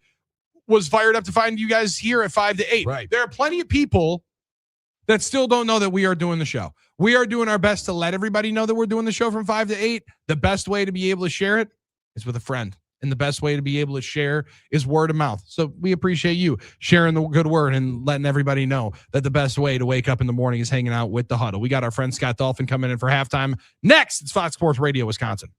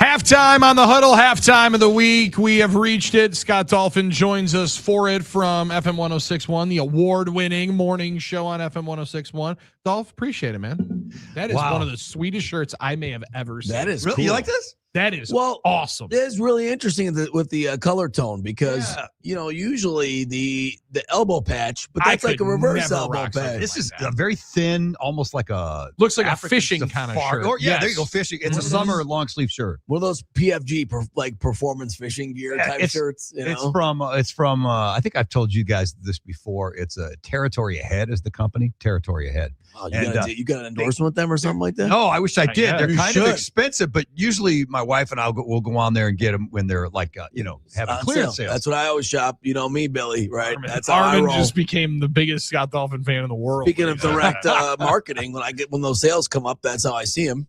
But that is a cool shirt, though. I appreciate it. Yeah, that is cool. I like the two-tone, the color thing going on. Check us out on YouTube and X if you want to see his shirt, guys. I don't want to go long sleeve now that we're getting closer to summer, but man, there was a frost advisory this morning, so I feel like summer. The long sleeves. I was gonna say, and we had forecasted this past weekend, Dolph, was going to be a heavy honey-do list week. There was going to be a lot of flowers probably planted throughout. There was going to be a lot of stuff outside. We got started last week. We went to Stein's and Home Depot and picked up some flower pots and stuff. And, fortunately, I think they're going to survive this morning because I'm a little closer to Lake Michigan. I hope they are anyway. I got to get into gardening and flower planting and stuff like that. I can cut the grass. That's I was going to say, it. now that you got a house, this is yeah. Armen Sari and tomato season is what it should be. Oh, there you go. And you can do that in pots, Armen. You don't have to rototill a garden to grow tomatoes. Smart, start with that. The tomatoes and the cukes, right? We had our first house in Milwaukee. We had a ton of stuff. Zucchini and all that stuff. All that stuff. I would like to be able to grow tropical fruit. The price of some of these fruit these days. Papaya was like $4.49 a papaya. I'm not eating papaya. Who the hell is eating papaya? Well, thank you. I'm not at that price either. I'm just saying. I don't think you can grow papaya in this climate. It won't survive. You have to have a grow tent in your backyard. You have to have a grow or like a greenhouse. You got a greenhouse, yeah. Billy, you know about that stuff, right? Grow tents and stuff. No, I don't. I don't actually. Anyway, but that would be a nice thing. But the frost is I got to get. It's too cold and frosty out there. I don't know what it feels like winter. Don't know what I'm getting accused of growing. Hey, but you know what? It is a good excuse to negate the honeydew list, but it's not a good weekend to do it because it's Mother's Day weekend. That's right. Oh no, you're doing whatever is required. Whatever honey says is what you do. I don't really feel the wind gusts. I don't really feel safe being on that ladder. The wind gusts. I'll hold it. That's are you guys, right? There'll be a lot of those. Are you both squared away on gifties? Like to think so. I was talking about how if you're waiting till now, it might be a little too late. I think I'm good. Okay. But I am too, which is rare for me. I'm usually still getting stuff last weekend. Well, the Denny's gift card is going to be fine. So hey, oh, there we go. Now that I know they have T-bones, hard to pass up. Actually, after our robust conversation yesterday, I did go home and have some steak and eggs because that just felt way too good. You should have stuck around here another hour. Our sales department surprised us with the Cinco de Mayo Chipotle spread. What the? What? Yeah, 11 o'clock. Colleen was coming around knocking on doors. Armen, you're usually here at 11. I'm surprised you missed this. What? There was food in this place. Oh, it was huge. Free food in this building, and Armen wasn't a part of it. It was steak and chicken, tortillas with a big giant bag of chips. And if you want to see what you missed, I guess they left the catering menu in the kitchen. Right. Oh, thanks. The menu. Yeah, the menu's there. Yeah. That was a pleasant surprise yesterday. Because one day I leave early to go walk in the mall. Okay, that's what happened. I thought immediately Armen's here. He'll be going back. So mad at myself right now. 3 times, but yeah, you're right. So mad. So much food left over. I'm about as mad as I was last week when after our all staff, there looked to be at least 2.5 dozen donuts left. And I'm like, all right, my God, they'll be good. They'll be good for tomorrow. There's going to be some left. I don't have to I don't have to rat hole any. I was going to say, I thought you would have just grabbed like 4 or 5 after the meeting and put them by your desk. Didn't want to be that. Didn't want to be the guy to rat hole donuts. I grabbed one, a blueberry that was smart donut. Good call. You were prepared. So there's 3 huge boxes. Big boxes. Yeah. Boxes. And I had already eaten, so I didn't have a donut at the meeting. So I thought, I'm going to wrap one up in a napkin. And I put it in my desk drawer. The first thing I hear when I walk in the door the next morning, Dolph, any idea where those donuts are from yesterday? Well, Well, I couldn't believe my luck. I was like, there's no way they ate all these donuts. Donuts to go home. Should have been me. He was on the hunt too. I said, Billy, "Well, I'm not that good. I'm not that good at it, Billy. In the end, like, you think I'm great at making sure I got the free food. I missed it over 2 now. So I was walking around the building searching. He went to the sales area. He was somewhere in the conference room. I said, these are somewhere, bro. not in the fridge. We need to get the security camera footage of Armen walking through the building, walking in through everybody's cubicles. Hey, did they put the donuts here? They put the donuts there. They put them there. You got? Oh, they must be in her office. No, not in there. Oh, we got cameras up? You think there are cameras? The cameras up there? There's definitely over there. Yeah, 100%. There's a couple cameras. Not that there's matters. a couple. There's a couple in there. I know there's one in the lobby or that points towards the lobby. No, that's good. We should have those. And I know there's one that tracks right into the sales room because it sees me going, check out the Oval Office. Yes, in there great spot. That's the best. 877-794-1973. Okay. All right. Well, I missed free. It's okay. Which is funny because free food in a radio building, Dolph, I've always said it. If you ever wanted to see what hungry, like, wild animals look like when they sense that there's a wounded animal, it's free food in a radio building. Well, especially since you guys came into the building 6-7 years ago. True. The whole mood of the building changed when it comes to food. Well, I'll let you know. One thing always sticks out in my mind. I'll never forget this. I used to have an endorsement deal on FM 106 for Sherry's Berries. Do you know what that is? They're like gourmet berries that dipped in chocolate and stuff. Billy knows well about these situations. Yeah, and anytime there was a holiday where they'd send me like a sampler box to try so I could talk about it on the air. And one year we were in Mexico and it was right before Valentine's Day. And somebody sent me a message saying, dude, Mitch Dallas just took your berries. They're gone. Of course, Thunder. He just wiped them out. Way to go, I'm like, dude. You didn't even ask, bro. Ask me before you take my Sherry's berries. See, and then you can't do that. You can't do that. Even if you want to get the free, you can't take someone else's before you talk to him. And he fessed up. To his credit, he said, Dolph, you're in Mexico. I mean, they're going to go bad. They're just sitting in the lobby. Can't let that happen. Well, with that attitude, go put them in the fridge. And let's see if we can preserve them a little bit. What are we doing? You can put fruit in the fridge, by the way, and it will not go bad necessarily in the future. And those, if you put in just a nice Tupperware container, they'll last a little bit longer. I didn't know that. Yeah, they'll last a little bit longer. Billy or knows. if you a little a piece of paper towel underneath that in that plastic container, they'll last even better with the condensation. You should do like a podcast or something on this. Far too long of my life was spent with dipped strawberries. My mom was in the edible arrangements business. Oh, wow! So we dipped a lot of fruit back in the day. Wow. I don't necessarily. No, I don't. I mean, I wasn't talking about dipping my banana, but they did dip a lot of chocolate bananas, which were which is a true delicacy. You know the one. Like if you have not had a chocolate covered banana, it is one of those that blows the mind. And the pineapple was the one I liked a lot too. That was always a chocolate covered pineapple. Billy's right though. Nothing is better than a banana. Growing up in Iowa, there was a place called Tom's Drive-In, and he had they called them the Brass Monkeys. Frozen bananas dipped in strawberry chocolate. He had different dipping sauces. That's iconic. And then he'd freeze them. So you'd have this frozen banana dipped in chocolate or whatever your topping was. Was that the hangout for the kids back in the day? Growing up in Iowa, Tom's Drive-In? It was one of them. Because like Happy Days, like Arnold's? Yeah, cheap food. They had great pizza. They had roasted chicken. Let's go. Oh, yeah. Oh, my goodness. I could go out there and get I think it was $1.69 for a cheeseburger, fries, and a Sprite. That is good stuff, right? I'm going to be honest with you, though. A broasted chicken is one of those things that it just whenever I see that on the menu, my eyes hit that. Yeah. And then the menu closes. And I don't even know. Generally speaking, it's over. I don't even know what the process is. Is it some sort of pressure cooking? Is that what it is? It's something that I can't do, and I don't necesserily know all about. No idea. But it's so juicy and it is delicious. It's isn't amazing. It? And you still see it around Milwaukee and around Wisconsin. If a place features roasted chicken on their menu, I'm going. A lot of good places. As a kid, Mace, I knew roasted chicken means it's close enough to fried where I'm going to be happy. You know, 100%. I mean? Clifford's has it. You know, on Highway 100, I've gotten it at Clifford's. Where Billy used to get his football pants. Yeah, a good spot. That's a great spot. There's a lot of places that have roasted chicken. Our Genesis place over here on Highway 100 in Beloit used to just smack some roasted chicken. Yeah. Now it's a hibachi place. Oh, I know. Isn't that interesting? Yeah, it is. Oh, yeah. I go by that in the morning. I haven't been there. I'm not going to complain about more places to watch people have onion volcanoes. I got to be honest with you. I'm excited about that, too. I kind of want to go and check it out, you know? Have you ever been to live hibachi, Armen? Yes. That sounds like something that would be right up your alley. Yeah, I love it because you get the show. It's and then fun. That's true. It is a value. And I get to talk to the guy. Like, I get to run my mouth and like, look at this guy go. Look at him go with the onion. He's flipping the shrimp in his cap. Are you doing play-by-play while he's... Sort of. A little bit of that, sort of, you know, and you got a front row seat. It's exciting. Yeah, Benihana's still downtown, isn't it? Still there. Sure, I feel like it's always closed, though. I don't know. It's just me. One of definitely the best moment, hibachi style at a diner we had. We were at a bachelor party, and we were far overserved. Oh, my gosh. To the hibachi dinner. What a moment. And my buddy Ryan, like me, doesn't eat seafood. However, he was in no condition to let anybody know that he doesn't eat seafood. He just was like in the mumbling version of life. So when my man just started tossing the shrimp around, he put a couple of pieces of shrimp on everyone's plate and he starts accosting my friend Ryan. You don't eat my shrimp? Shrimp's not good for you? Why is my shrimp not good? You come in here and insult me right here in front? No, eat my shrimp?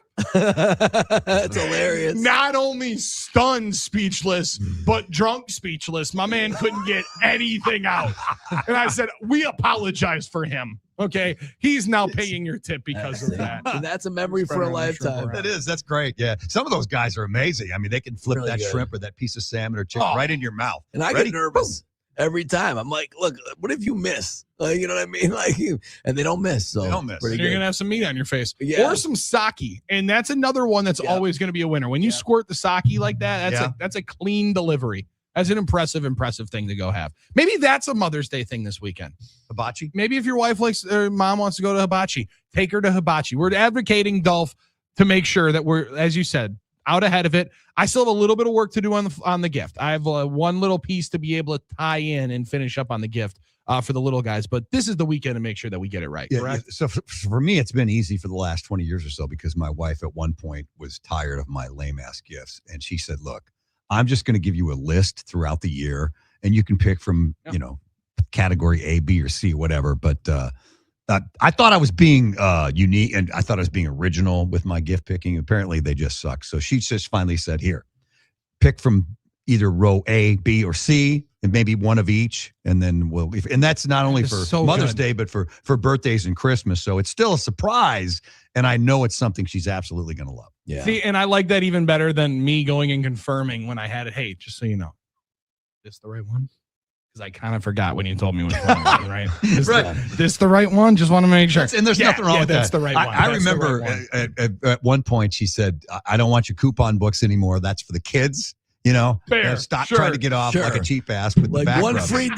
free day of you time. Like it's like the backup gift. Right. Yeah. If I'd used that damn coupon book way too many times. Yeah, the back rubs didn't work after a while. One free breakfast in bed.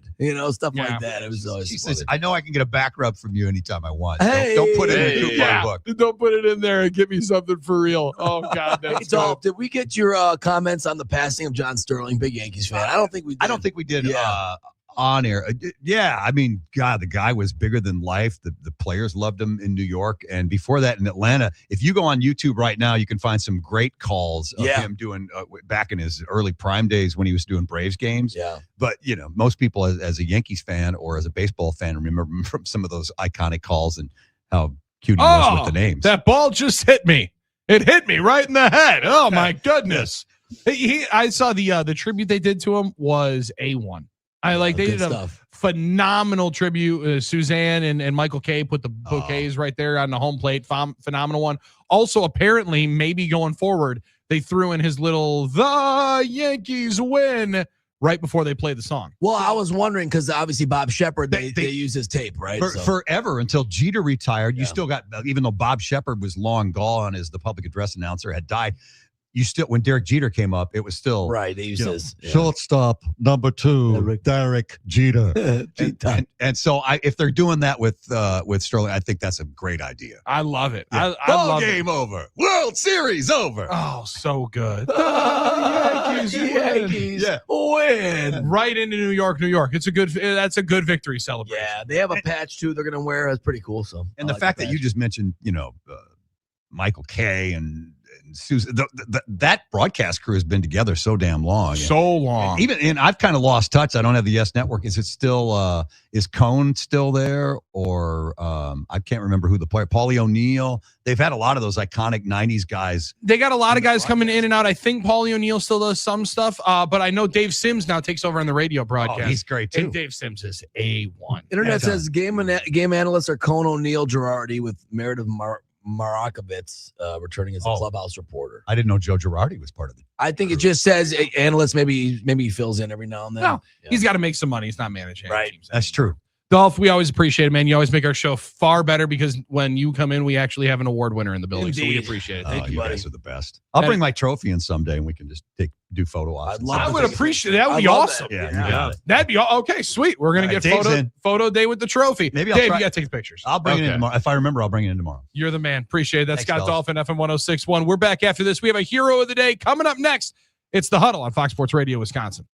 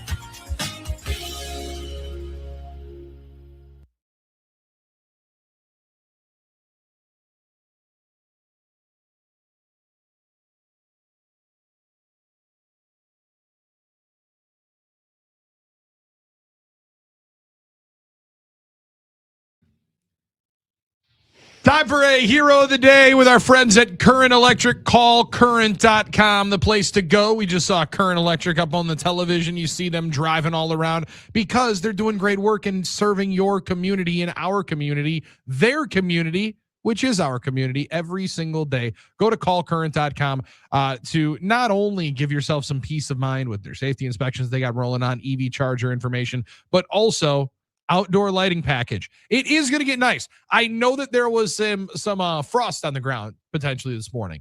However, it is going to be nice. There is going to be a time where we're going to be sitting out on the back deck watching a Brewers game because it's not going to get rained out in St. Louis. And everybody in the neighborhood's going to be like, damn, I want to go over there. That place looks sweet. You see how nice and lit up it is, how it truly is the best spot in the neighborhood outside of the neighborhood bar to be hanging out in. And we don't want to be hanging out in the neighborhood bar because it's 75 degrees and they got a fire going. How you get that outdoor lighting package is going to callcurrent.com, and you're going to save $150 on it because right now through the month of May, $150 off any outdoor lighting package. Go to callcurrent.com. Armen, do you have a nominee for the Current Electric Superhero of the Day? I do. Yes. Hear it. Come on. It's all the great workers at all the great Mexican restaurants across this country who had to really hoof it yesterday because everyone went out to eat for Cinco de Mayo. Like, that's probably like a day that they're hopefully celebrating, and it should be. And it's probably the day that they're like, man, I can't believe it. Cinco de Mayo's coming, guys. We had to be prepared. Yeah, like all. It's gonna be the worst day on the calendar. I didn't make all these people. In. Yeah, right. I didn't make reservations. Can I get in here? Whatever. So what's a fajita again versus the Could you so this enchilada? Does it come with sauce in it? Yeah. What's on it? Well, could I get that on the side? Well, no, or not like necessarily. The Taco Bell drive-thru yesterday. Yes. So I just want to say thanks. And listen, in my house, it's Cinco de Siete. We're going out for tonight. Tonight's the night to go out. There's no deals. Yeah, right. It doesn't give you a deal. There's more next coming up after this in the huddle.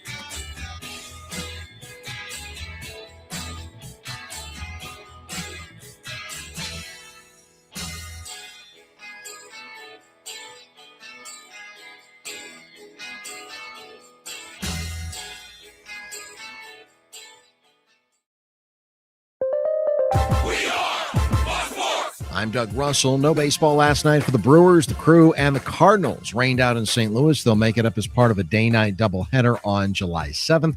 Same two teams will play today starting at 12:15 at Busch Stadium. NBA playoffs last night. This is Cade Cunningham's domain. Shovel throw in, drops the hammer. Timeout, Cleveland. In game one of their second-round series, the Pistons beat the Cavaliers 111-101. Also, it was the Thunder over the Lakers 108-90. Oklahoma City up 1-0 in that series. Coming up tonight, game two between the 76ers and the Knicks. New York up 1-0. Game two between the Timberwolves and the Spurs. Right now, Minnesota leads 1-0 in that series. One game in the NHL was the Avalanche beating the Wild 5-2 to take a 2-0 series lead. The final hour of the Huddle starts now. I'm Doug Russell on Fox Sports Radio, Wisconsin. Good morning, Wisconsin, and welcome to the Huddle. I'm all for someone huddling if you have something to say. It's time to wake up and talk about the teams you love. Everybody wake up! Everybody wake With the guys you love. It's just about getting the group together. I need you. You need me today. Let's keep touching each other. Let's make sure we feel each other.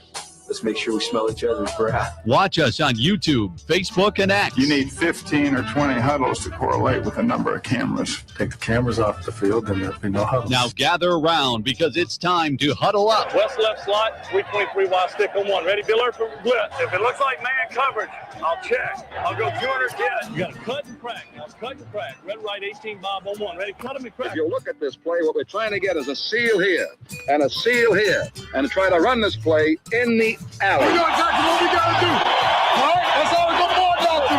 Let's go out and kick some tape. All right? Hey, yo. 1, 2, 3. Keep doing what you're doing. Sit down now, and make the play. Be right all the way outside. Wide, left, fake, 396 bag, D-hand, C-puck. Is that long enough for you? I want you to be proud of your profession. It's a great profession. Go out there and play this ball game like I know you can play it. With Drew Olson, Mythical, legendary figure. Bill Schmid, Oh, my God. This man's been out all night. and Armen Sarian. This is it. Don't get scared now. Sanchez, we ready? Fox Sports Radio Wisconsin is on the air. On the air and rolling into hour number 3 on a hot take hump day. Welcome in. It's the Huddle. I'm Billy Schmid. Armen Sarian's by my side. Dave Gasper on the other side. We have our friend Drew Olson gallivanting and enjoying a Costa Rican vacation for the ages. He'll join us coming up next week. Can't wait to hear those stories about how nice it was, the beaches. He's going to have a tan. Do you like hearing vacation stories for a vacation that you weren't on? It's a great question. I don't mind it, but it also get any kind of like FOMO in that spot. Excuse me, sorry. A little FOMO could happen. Already getting choked up about it. Yeah, it's not bad. I like living vicariously through it. It depends on the vacation. When you hear someone's going to the desert, you don't want to know about it. You're gonna I'm gonna hate you all week if I hear about it. Mm-hmm. But then is there? But then when they get back, I do like to hear some. I want stories. Yeah, I want stories. I want to know what you did. Now this one might not have the type of stories that like a Las Vegas vacation would have, because he'll be like, "Yeah, I sat on the beach and we had these Pacificos and we drank beer and stuff." That's cool. Send me a picture of a sunset maybe, and I'll be good. Yeah, but that's fair. that might be the Because I don't know what kind of stories he's going to get from. Well, he might, based on who he's going with. It's true.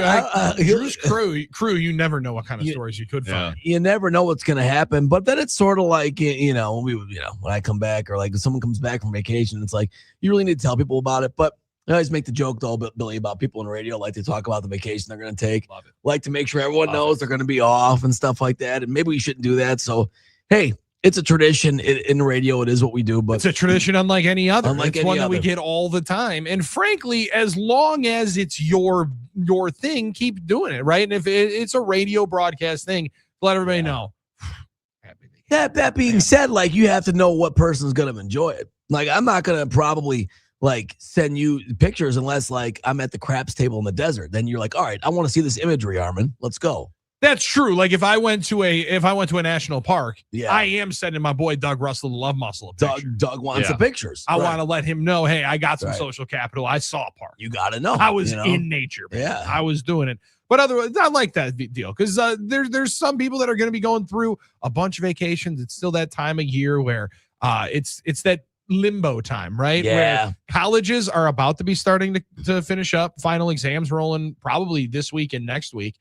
And if any later than that, you might be the latest college student of all time. Like that's right. Generally by the first week in May, you're done and you're on to summer vacation. But then there's like that 3 or 4 week stretch where you have to wait for all the other schools to be letting out. And there's a lot of class outside days. There's a lot of days where you sit back, think, man, somebody's having way more fun than me. Way more fun than me. Yeah, that's true. So just that old Envy song and just think, having way more fun than me tonight. But summer nights are coming up. It is a banger, isn't it? Yeah, that's a good one. That always sets it up on a good feeling. Now, a hot take hump day generally means that we fire out a lot of insane takes that then people have their feelings about and voice them on the NicoletLaw.com talk and text line. Some much hotter than others. Generally like to limit them away from predictions, but some of them could just be spoilers. And Armen, it looks like you have a spoiler for the video or for the baseball greatest moments post that you saw earlier this morning and had to send out for the baseball 2027 Hall of Fame. Yes. First time candidates. And my man Armen Sarian jumps on it at 4:28 this morning and said, none of these guys deserve to be in the Hall of Fame except one of them. And that's not even hot enough for hot take hump day. The gatekeeping Sarian is in the building. Yeah, one of my favorite times of the year when I can start to wave my flag as telling you what you should think and what to think when it comes to sports, I guess. And who had a career who's worth remembering and discussing? Now, let me say this. I thought you'd be proud of me for saying a catcher should be in the Hall of Fame. I thought you would be proud of me for saying, you know what, Buster Posey should be in. And I got to say this, Buster Posey has probably had one of the more underrated catcher careers. Because I think he did it during a time when Yachty was getting a lot of the love for catchers, Dave. And everyone was all over Yachty's jock, sometimes literally, right? Because that one time he had to go to the hospital. Because but just like talk about how great he was and how much but he was a compiler over the years, I think near the end of his career, and had a lot of reputation for being a great defender. But I think Buster Posey, in a lot fewer years, had a better career than Yachty, especially at the plate. And I think Buster Posey's a little underrated in his era for catchers in that regard. So for my money of the first-time candidates in the Hall of Fame, Buster Posey's the guy. And all these other guys, I wouldn't even keep their baseball card, Billy, if I was 12 years old again. I really wouldn't. And maybe that's not a hot take. Maybe it is. But it's going to be a weak Hall of Fame first-time candidate class. A very weak class this year. Let me go through some of the guys. Posey would potentially be a first ballot, but even that I think would be a tough one. I don't necessarily know he did first ballot. That might be a stretch. Yeah, that might be a stretch as well. I guess my point is, if everyone's saying Yachty's a first-timer, then so should Buster Posey. That's just my opinion. No, that's very fair. Yeah. And I guess I would maybe push back on underrated. I think he's very properly rated, right? Like I think people think of the time and like for his 12 years, was there a better guy at the position? Probably not, right? And also it's a weird one where all of these Hall of Fames are different, right? Yes. Basketball Hall of Fame is the Basketball Hall of Fame. It's all of what you've done in basketball, whether that's your high school accolades get counted, your collegiate accolades get counted, your professional ones get remembered and honored and factored in. The Pro Football Hall of Fame, it's about what you did in pro football. Mm-hmm. You could have been the worst college football player of all time or the best college football player of all time. It doesn't factor in to getting into the Pro Football Hall of Fame. The Baseball Hall of Fame is a little bit different. I think it's maybe the most unique and probably the one that, I mean, for gatekeeping, it is the toughest one to get into from what I would say, from the standpoint of they go years and years where they just don't put anybody. They don't put anybody in. The NFL puts 5 people in every single year. Right. So like this one is difficult for me to fully analyze, where it's like, yeah, I think there's great players in my generation. Also, the best players of my generation aren't in it. So it's a weird one from my childhood to see. But I think Buster Posey definitely would be. I'll let you go through some of them, but I guess I would also say this one might be one that you really don't like. John Lester's the next one on the list. That's the other one I looked at. That probably is a Hall of Fame. The other guy I looked at was John Lester, that I think will get a look. I don't think he'll get in on the first ballot, but I think one day he could be a Hall of Famer. I think he had a really good career, obviously, with a couple teams, had a couple great peak moments in his career, or peak eras in his career that would give him a chance. Don't think was he ever close to a Cy Young? I can't remember. I don't think so. He was runner-up. Was he runner-up? Top 5 twice. All right, top 5 3 times. So that gives you a look. Mm-hmm. I think you can't just look at total wins anymore, right, guys?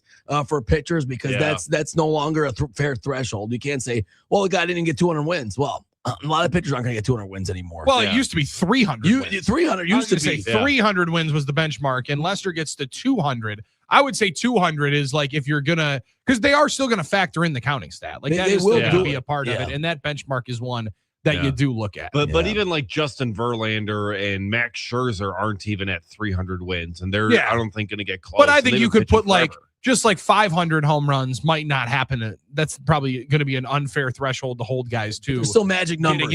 But the magic number might now be 400. I think 200 wins would be the one where, if you are going to, just like 100 sacks for a defensive end or a pass rusher in football, that's like the first threshold. Hey, you got to get to this one. You got to at least have this in here. Had World Series success, obviously, and 5-time All-Star. So I don't think Lester will be in with the first ballot, but I think he'll get some looks. The question here is, which of the names offended you the most? Because when I see so many, I see none of these guys besides Posey should be in. Okay, there had to have been a couple that jumped off the page, and you're like, there's some guys. Starlin Castro on this. Castro, thank you. I'm sorry. Give me a break. And he's on the first column right there. Now, some of these guys had really nice careers. Is alphabetical order, though. Yeah, I know it is. I get it. Okay, I just saw it first, and I wasn't really thinking at 4 a.m. what alphabetical order. Jake Arrieta, obviously had the Cy Young. Like guys like that had good moments in their career. But some of these guys, like Starlin Castro, man, and I told you guys, Joakim Soria. Now, he had a very important inning for the Brewers. Joakim Soria, when he was a Brewer in 2018, got out of that 6th inning against the Cubs in game 163. I'll never forget it. Thank you for your service. But listen, brother, someone's asking me if you should get in the Hall of Fame. Yeah, I think you should. It's $35 for adults, $29 for seniors, and $26 for juniors. That's the admission. You can pay like all the rest of us to get in. I think the best part of this is how triggered you got thinking it was this is who people were saying should be in the Hall of Fame. Instead, it was just the people that retired 5 years ago that went to an all-star game, right? At least name would be into the conscience. Played 10 years, just retired 5 years ago. Here you go. Yeah. So I get your point. It's like, this is bull. How dare you be on a graphic with the Baseball Hall of Fame logo on it?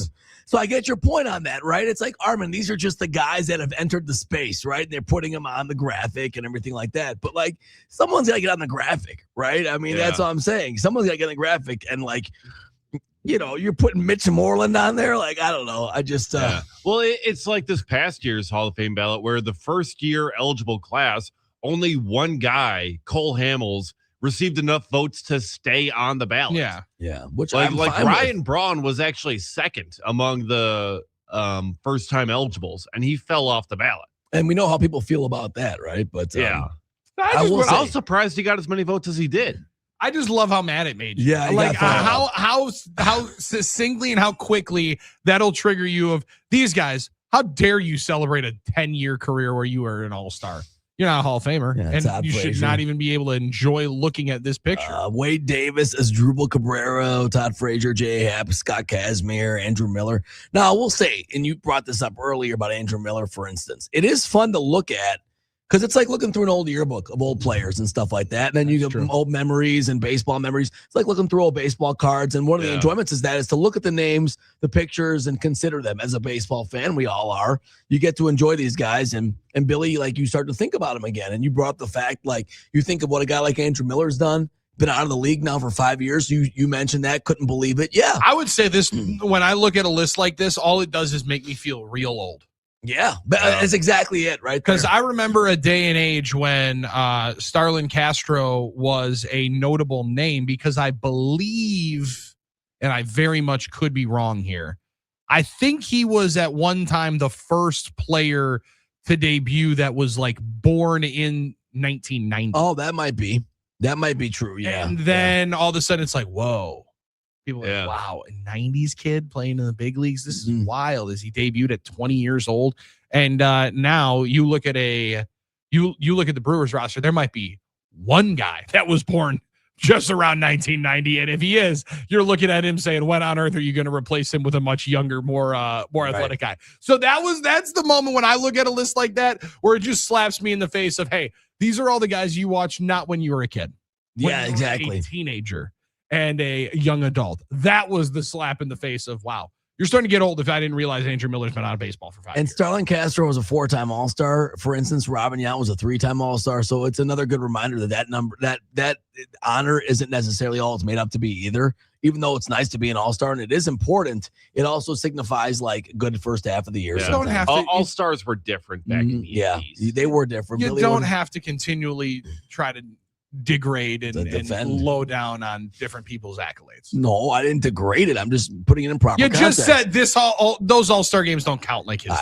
Just saying, let's put it in proper context and let's remember, now it's not the Pro Bowl, okay, in the NFL where it's completely become like, just say someone's a Pro Bowler now, it doesn't really mean much. But yeah, okay, congrats to Starlin Castro on those All-Stars. All right, I'm happy for him there. Brett Gardner also on there. Talking about Sterling, the late great Yankee broadcaster, the Gardner plants one. That was Gardner was planting them all over the place out there in New York. Zimmerman, good players, but that's my initial. Maybe you're right, Billy. Maybe instead of maybe I should take that avenue, like the old looking at old baseball cards. It's exciting to look at the old names again. No, you don't get to. You just said you wouldn't have kept any of these baseball cards. I'm honestly, my first reaction whenever this list comes out now is to be aggrieved and offended right away, and maybe that's not a healthy way to look at it. I'll admit that. Probably maybe it's not. No, but that is the way I look at it. And let's protect the sanctity of the hall, please. Thank you very much. Well, the hall that's my job. The hall thanks you. It is your job. The self-appointed gatekeeper of the Hall of Fame, Armen Sarian, is at his post. Now, Armen, who would you rather have in the Hall of Fame? Go ahead. Brett Gardner or Barry Bonds? That's tough. I mean, Barry Bonds is a better player, but even without the roids, Barry Bonds was, whether or not people want to say it, Barry Bonds is the best player ever after 1950 or 1960, maybe. Like, there's no question about it. Barry Bonds was absolutely incredible player, but we'll never know what he did without the roids, right? So that's part of history. That's part of the puzzle, and that's part of reality. So who would I rather have in? I mean, I was never a proponent for the steroid guys, but Bonds probably deserves it, and to be quite honest with you, if between those two dudes. Right? Yeah, I mean, we're looking at some of these guys, Mitch Moreland and everyone you're kind of hating on here. It's like, well, so you Barry agree. Bonds has been kept out. Well, yeah, I mean, but there's a reason for that, Dave, right? Well, yeah, because people think that they're bigger than everybody else, and they get to determine how you view the sport. And that's part of it. But at least they have a reason. They believe those guys cheated, and they don't believe that cheaters should be in the Hall of Fame. I think more like Drew does, that there should be a place for them in the Hall. Yeah. But it should be noted. It should be the Hall of Fame. This is part of the, if everybody was using it and that's the case, then they were still the best players of the era in which it was juiced, right? Like, to say that this guy did it and that guy didn't, I don't know that pointing fingers and picking out, well, this guy did, that guy didn't. Who cares? Just think everybody was doing it. Then it was a decently level playing field to the point where everybody was still doing it. And there's plenty of guys that were successful that weren't. Right. But I just and it's one that I will struggle with rolling forward, because, again, it takes away and just eliminates like 15 years of baseball history when you are a place that tells history. Like, it is a baseball museum. Right. And I don't know how good it is to just say, well, we're just not going to put these in there and not recognize it at all. So don't worry about that. Nothing happened at that time. That name that you see at the top of the most home runs ever hit in baseball, yeah, just don't worry about that. And people get emotional about this subject, obviously. I remember talking about it once, and it's like, it's not heaven. It's a museum. But then for baseball players, this is their version of living heaven to get into it. So I understand immortality. It's a very emotional thing for some people. At 2322 sports 2332. Hi, look, great. I'm just letting you know, maybe you should change your handle. It's hard to kind of like latch onto a handle like that on Twitter, but hey, this is your handle, so I'm going to say it. He says, Armen, Posey's not a Hall of Famer, didn't play long enough. A 4-year lead stretch is not enough. Only 1,500 hits, 158 homers, 663 runs, and 729 RBI. They're not Hall of Fame stats. Heck, for comparison, here are BJ Surhoff stats, and he lists them off. They're all better. That's the counting stats you're talking about. To me, that's more of a... You could say that that's more of a reason to put him in the Hall of Fame, that he did so much as a player in a short time. His WAR was really good in a short time. If he stayed long, he chose to leave the game and retire. If he chose to stay longer and compile and play out more years as an injured player, whatever it is, not at the same level, he could have compiled more counting stats. But those counting stats aren't all they're made up to be. Yes, BJ Surhoff has great counting stats, but no one looked at him as a great player to his position as long as they did with Buster Posey. And I think that's how a lot of us look at the Hall of Fame, Billy, is were you one of the best at your position for a period of time? So, maybe there's debate to be had on Buster Posey as well. Does winning count? I think it should to some extent, but it can't be the only thing, right? Can't be the only thing, but I think it should to some extent, yeah. Yeah, I mean, like you win 3 titles in 6 years. I think that should count, right? Definitely helps. Like, especially when you are the guy calling the pitches, basically calling all the shots. That would indicate that you should get a little bit more of the respect for it or adulation. But again, it's a different strokes for different folks. But it is a fun one to be able to get Armen Sarrian rolling on. Another one to be able to roll on is it appears we're going to roll through the NFL season with the normal officials. This coming out earlier this morning, Adam Schefter. Negotiations between the NFL and the NFL Referees Association on a new collective bargaining agreement have progressed far enough that the union has scheduled a ratification vote for Thursday night. Wow, here we go. So quickly, the NFL officials were saying, oh, wait, if we do want to work in the NFL, we might have to just sign something. We might have to serve because they are hiring different people. And those guys are definitely going to take our jobs if they train them. And they're not messing around this time. We're going to have to, at some point, acquiesce to it. I totally understand everybody wanting the best working conditions and the best opportunity for the employee. We also just want the best football on the field. And if that means that we have officials that are no longer doing their job well enough, and then we can pull that guy off of the playoff crew, that's a good thing. Yeah. Like, it feels like the possibility for bad officials to be off of the field and insert in younger good ones, guys that are their time is now, and the development of the officials union continues to roll. I think this is going to be a good thing for football. Yeah, and Billy, I think when it comes down to it, if it's a game of chicken, the NFL is going to win. Like, let's be honest. Billion generally beats million. Yeah, they're going right? to beat it. Yeah, they're going to do it, and then the league just and the train rolls on. It's the thing that I still wonder as Drew and I we've had this conversation a lot with the impending labor strike for for Major League Baseball, that at some point billion beats million every time, and it'll see how locked in both sides are to see how long that standoff can ultimately go. 877-794-1973. Who's hot? Who's not? Well, folks are going to be hot in those conversations. We're going to get you a list of those that are hot and who is not after a day in the NBA playoffs yesterday. Who's not hot? Well, the Brewers weren't hot yesterday, but nor were the Cardinals. Nobody was hot. Everybody enjoyed a nice Cinco de Mayo. Might have some hot moments this morning. Might be a little bit of a tough morning for folks that did celebrate Cinco de Mayo. It is one of those where you don't trust something else, right? Like, you don't run to the Oval Office. Okay. Just get yourself there. Don't trust anything this morning. A lot of beans and rice rolling from last night. You don't want to risk that because you got a long way in the workday to go. But we only got a little bit longer of the huddle to go. We got who's hot, who's not with our friends at Donovan Jorgensen coming up next. It's Armen and Billy in on the huddle.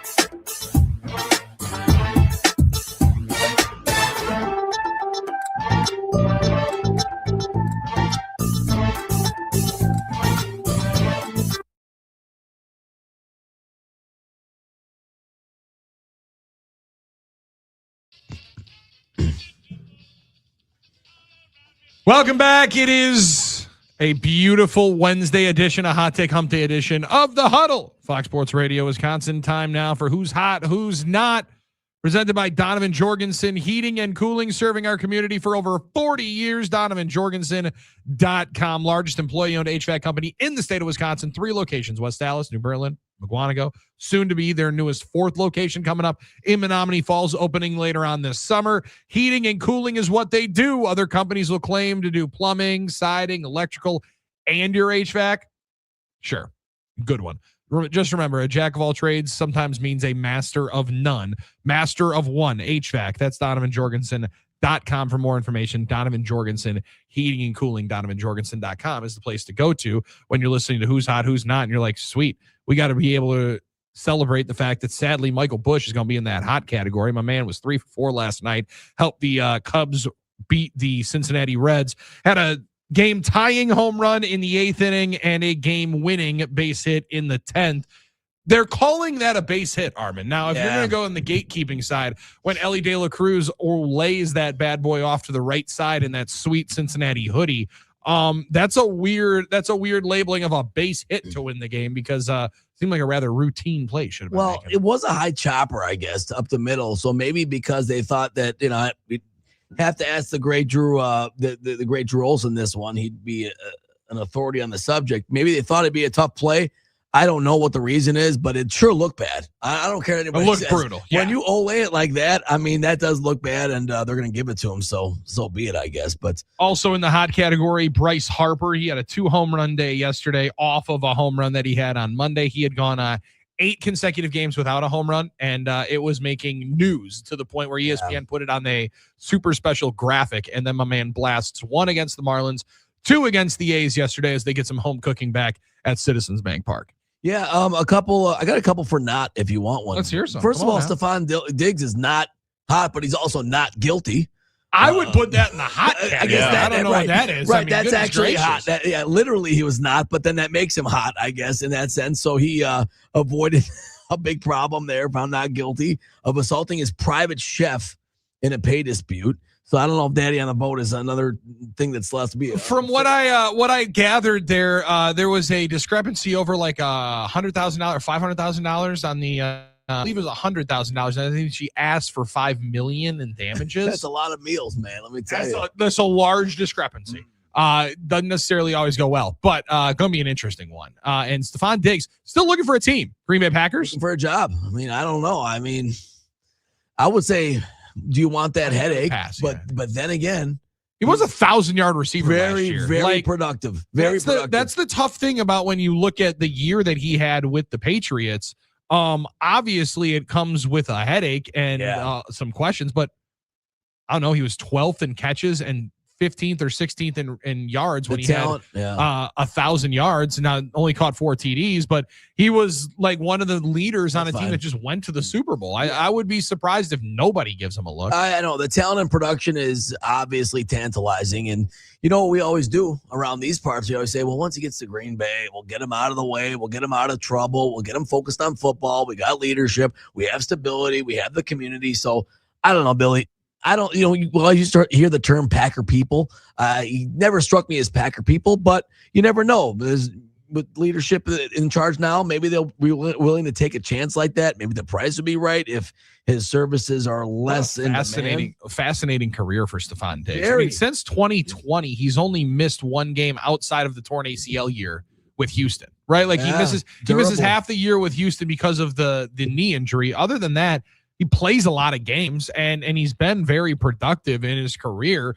But I mean, he is on that magic age of 30, and that's going to be one where a lot of people are going to start looking the other way. But for a team that needs a layup receiver, would be an interesting one. But not hot. That's a tough spot. That's a tough line to be walking if you're Diggs. He's hot that he's not, right? Another one I thought was interesting, even though the Thunder got the win last night, opening the series against the Lakers, SGA wasn't that hot. Scored fewer points and committed more turnovers than he had in any other game this season. Tuesday's game 1 in the Western Conference semis, but the Thunder still won easily. They cruised. Now, I don't think they'll have trouble in this series, Billy, but if SGA is going to be facing different matchups now, different defenses, and more focused groups now, deeper in the playoffs, is there signs of trouble for SGA, or is this just one bad game for him? He has that record streak of 140 consecutive 20-point performances in the regular season. Oh wow! Last night he had 18. So that wasn't a regular season game, but it would have been broken. But LeBron said, look, it isn't SGA versus the Lakers, it's Lakers versus the Thunder. So I don't know. I thought it was pretty interesting that he struggled to score last night. Yeah, and that series is going to be an interesting one, because as much as I would like to think the Lakers have a chance, they have no chance, especially if Luka doesn't come back. I agree. Even if Doncic comes back, I don't know that they have much of a – it's a tough matchup. They got beat by 20-plus every game they played in the regular season. Yeah, and they lost by 18. And they lost by 18 last night, and at certain points it was somewhat close. Austin Reeves was awful. He couldn't hit water out of a boat, but you anticipate they'll play a little bit better. Obviously, role players always play better at home, and there were a couple of big performances. The youngster Mitchell from Oklahoma City knocked down a couple of triples. Chet had a nice game. Chet was really good last night, but I struggle to think the Thunder are just going to sleepwalk all the way to the title. Right? Like they're going to get tested at some point, but I don't think it's this one. No, it does feel like the conference finals is going to be the one. And frankly, it might be an interesting. Many people were in just collision course. San Antonio, right? OKC, But San Antonio had their number in the regular season, but now Anthony Edwards has something to say about it. It is pretty interesting. It might end up being the Timberwolves that have something to say about it. We thought all year, the storyline of the regular season was, hey, look, San Antonio has Oklahoma City's number. This is going to be the big matchup. It still might be, but pretty interesting. Donovan Mitchell, who's hot. Go ahead, take it, Dave. Yeah. Give me one. Yeah, go ahead. Well, this guy is always heated. Wilson Contreras is hot. Hot at the Detroit Tigers for drilling Trevor Story, because like Trevor Story, like maybe a little bit upset, but you know who's out there running out and doing most of the jawing? It's Wilson Contreras. Right. Jumping in, looking at ESPN, you see the headline like, oh, the bench is clear. Valdez ejected for drilling Trevor Story. The center of the picture is Wilson Contreras. Yeah, he's got to get in there. Come on now. You got to get in there and lead the charge. You got to be protecting the boys, and he's always hot. He's always heated. Yeah, well, he's also hot. He did a home run last night again, and Contreras actually having a nice year. His OPS is damn near 9, so he's had a very, very good year. But yeah, getting himself into the mix there, you got to have some fun. You got to be mixing it up just a little bit. Also, in the not category last night, James Harden, 6 of 15, 1 of 7 from downtown, and 7 turnovers. And looked like a 36-year-old playing a young team. Like, looked old in trying to get the basketball across half court. I mean, there was a moment, Armen, where Harden was doing his sweet, slow down, hesitation. I'm just going to draw whatever foul possible. Sure. Got to the line enough. He was 9 of 9 from the line. But he starts running in transition, and talk about role players that had a good game. Dennis Jenkins. I'm going to mess up my man Jenkins' name. Is he like Dennis, like our Dennis on the Packers now? Like Danniss. Yeah. So a different way of pronouncing it. Dennis, whatever it was. He was really good last night. And he had himself a steal. He had 4 of them, and he came and just pickpocketed James Harden like nobody's business. And Harden thinks he's all alone and just comes up. He's like, hey, excuse me, sir. I'm going to take that thing right back here. Are we seeing the slow demise of the old man game, like in front of our eyes with James? Is that what's happening? Dude, he had an over the back yesterday, like a backcourt violation where Cade Cunningham was just giving him a little resistance. He just stepped into the backcourt. It was kind of fun to watch. As somebody that doesn't despise fully James Harden, but enjoys his downfalls in the playoffs, last night was a good one to be able to enjoy on the category. Hey, congrats to the Maple Leafs fans in Toronto who got the number 1 pick last night in the lottery. A fortuitous bounce is what their new GM said. That's Chaika. I don't know, John Chaika. Sure. I don't know. That was one of the reports. That was a big controversy this week about them hiring him, and he got into it with some reporters. But hey, I don't know much about the NHL draft. Not sure if there's a boy wonder at all or anything like there is some years, but they got the first pick. So they will get the chance to select Penn State phenom Gavin McKenna. Okay. Expect to go number 1. We need some luck, and we got it tonight, said your boy from the Leafs. Now, the Bucks will be watching the draft lottery come up. That's Who's Hot, Who's Not, presented by Donovan Jorgensen Heating and Cooling. The Bucks will be in the draft lottery coming up on Sunday afternoon, which is the perfect time to be doing the draft lottery on Mother's Day afternoon. Yeah. Genius work by the NBA. However, if they do it like the NHL did a little bit last night, I did actually tap in a tick because I thought the game started a little bit earlier, so I had it on. They did what the NBA should do. They put up what balls come up and what like combination it hits, like a lottery, almost in a way. What the actual lottery is, so then you don't have jackasses like me the next day saying, "How on earth are you rigging it?" Rigged. So Cooper Flag goes to the Mavs. Yeah, right. Like they actually put it up there where you're like, "Oh, sweet, this is how it works."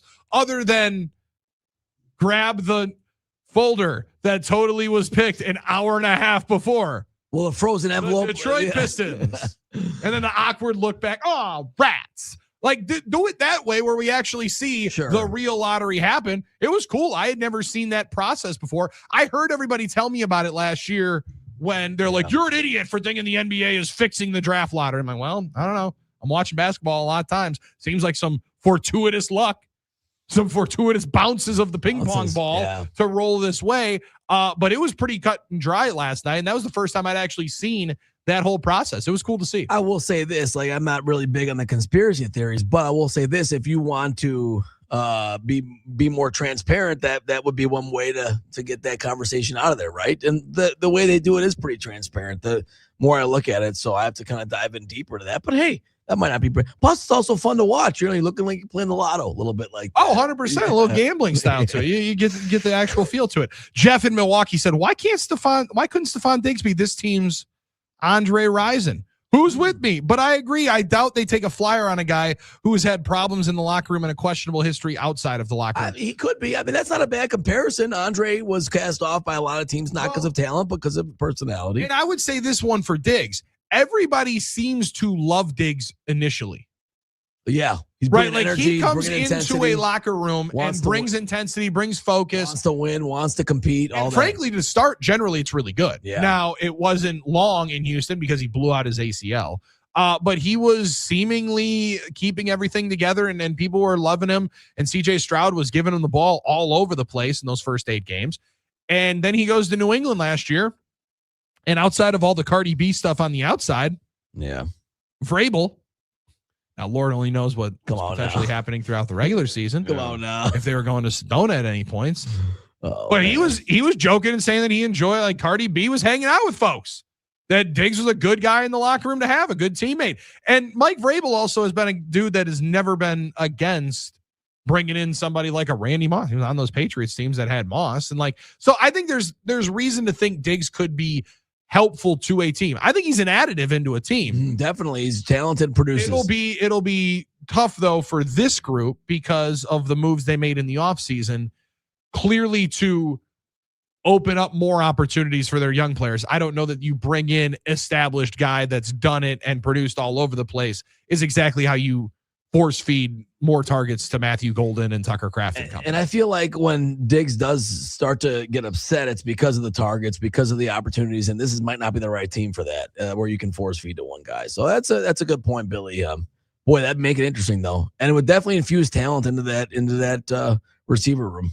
But I would bet against it happening. Yeah, I would bet strongly against it. I would be intrigued though. I'll say this one, and off of Wisconsin's own Shelby Harris calling him a hoe after the game last year. I would take him before Jawan Jennings. Yeah, I'm with you on that. Right? Yeah. Like, I mean, I think the Packers couldn't get better at receiver, I think would be fly. I think they definitely can. There's going to be a little bit of a hole there with Dobbs. I mean, obviously you hope Golden steps into it, but you miss him. You miss Dontavian, but I think you can always get better there, and definitely that's the case. Would you rather have him or Ayuk? That just thought popped in my mind. Oh, now we're talking.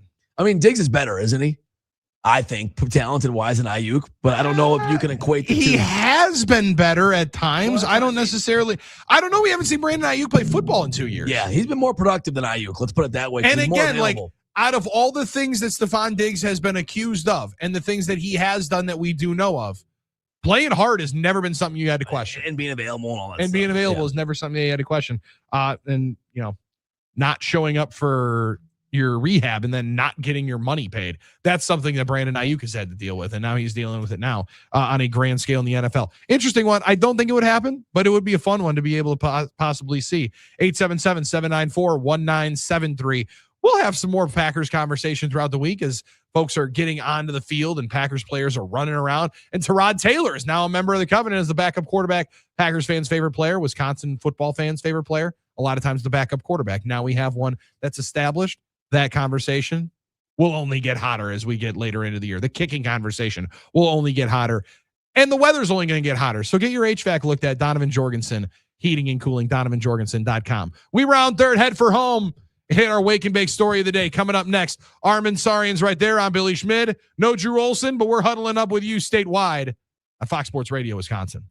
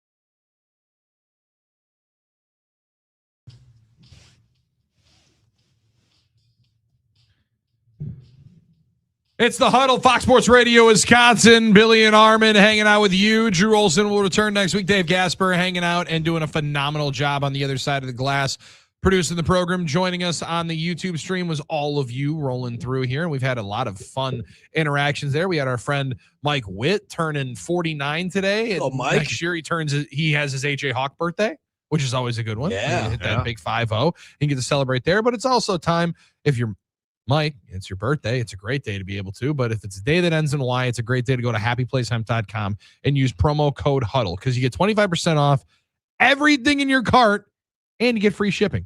25% off and free shipping. Happyplacehemp.com, promo code HUDDLE.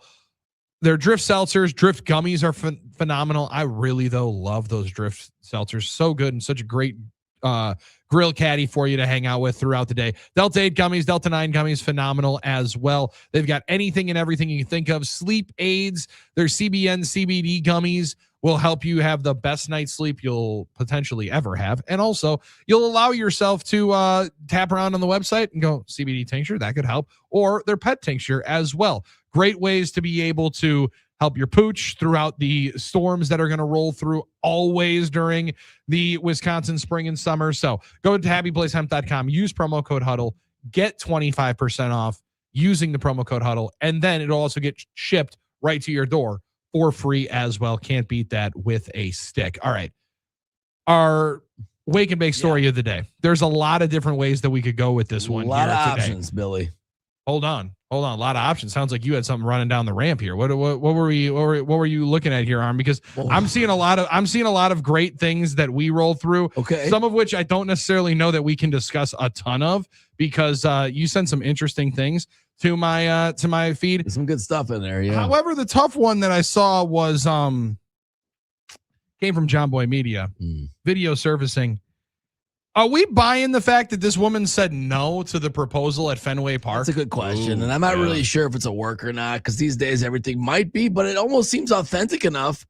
There was a scoreboard video. My man proposal. is on the board talking to Sarah, and she gives like the little hug. They look up on the scoreboard. She's got the blanket over her. She kind of looks down like, "Wait, are you serious?" Like, possibly. I mean, I don't. Not right now, right? Quite quieter reaction as it appears that she just says straight up, I don't know. If you're going to go all out on the scoreboard proposal, first off, let's go with something. Let's go. Yeah. what are we doing here? Let's go with something different. Wow, let's maybe not put her in front of 40,000 people. One of the worst ideas you can asking the most important question of your life in front of 40,000 of your best friends. Not cool. Maybe not a good idea. There's other ways to do it. Maybe you go to the game and then celebrate on the Jumbotron after. See, I think you're doing that. You are automatically telling on yourself for being insecure. Dude, like I'm going to put the pressure if you go on there, you better have had the conversations. She better have damn near picked out the ring. Because the last thing you can do is set yourself up. More importantly, and Armen, I thought would have liked this one. Set up the game ops for that awkward situation and encounter. Well, they're going to have to go back throughout their entire Peaks and Pits night of recapping the entire night and what we did well, what we did wrong, and realize you might have just ruined a guy's life. That's the tough thing about it. And then it's like, when do we come off that? This guy's now the laughing stock of the internet because this woman said, I don't know.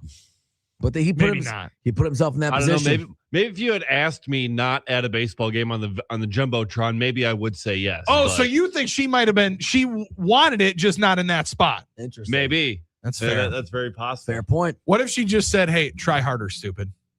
That'd be rough. That would have been a tough one. Then you definitely got to go to happyplacehemp.com, use promo code HUDDLE, and ice those pains. We're gonna rest up. We got another edition of the Huddle coming up tomorrow, live at 5 on Fox Sports Radio, Wisconsin.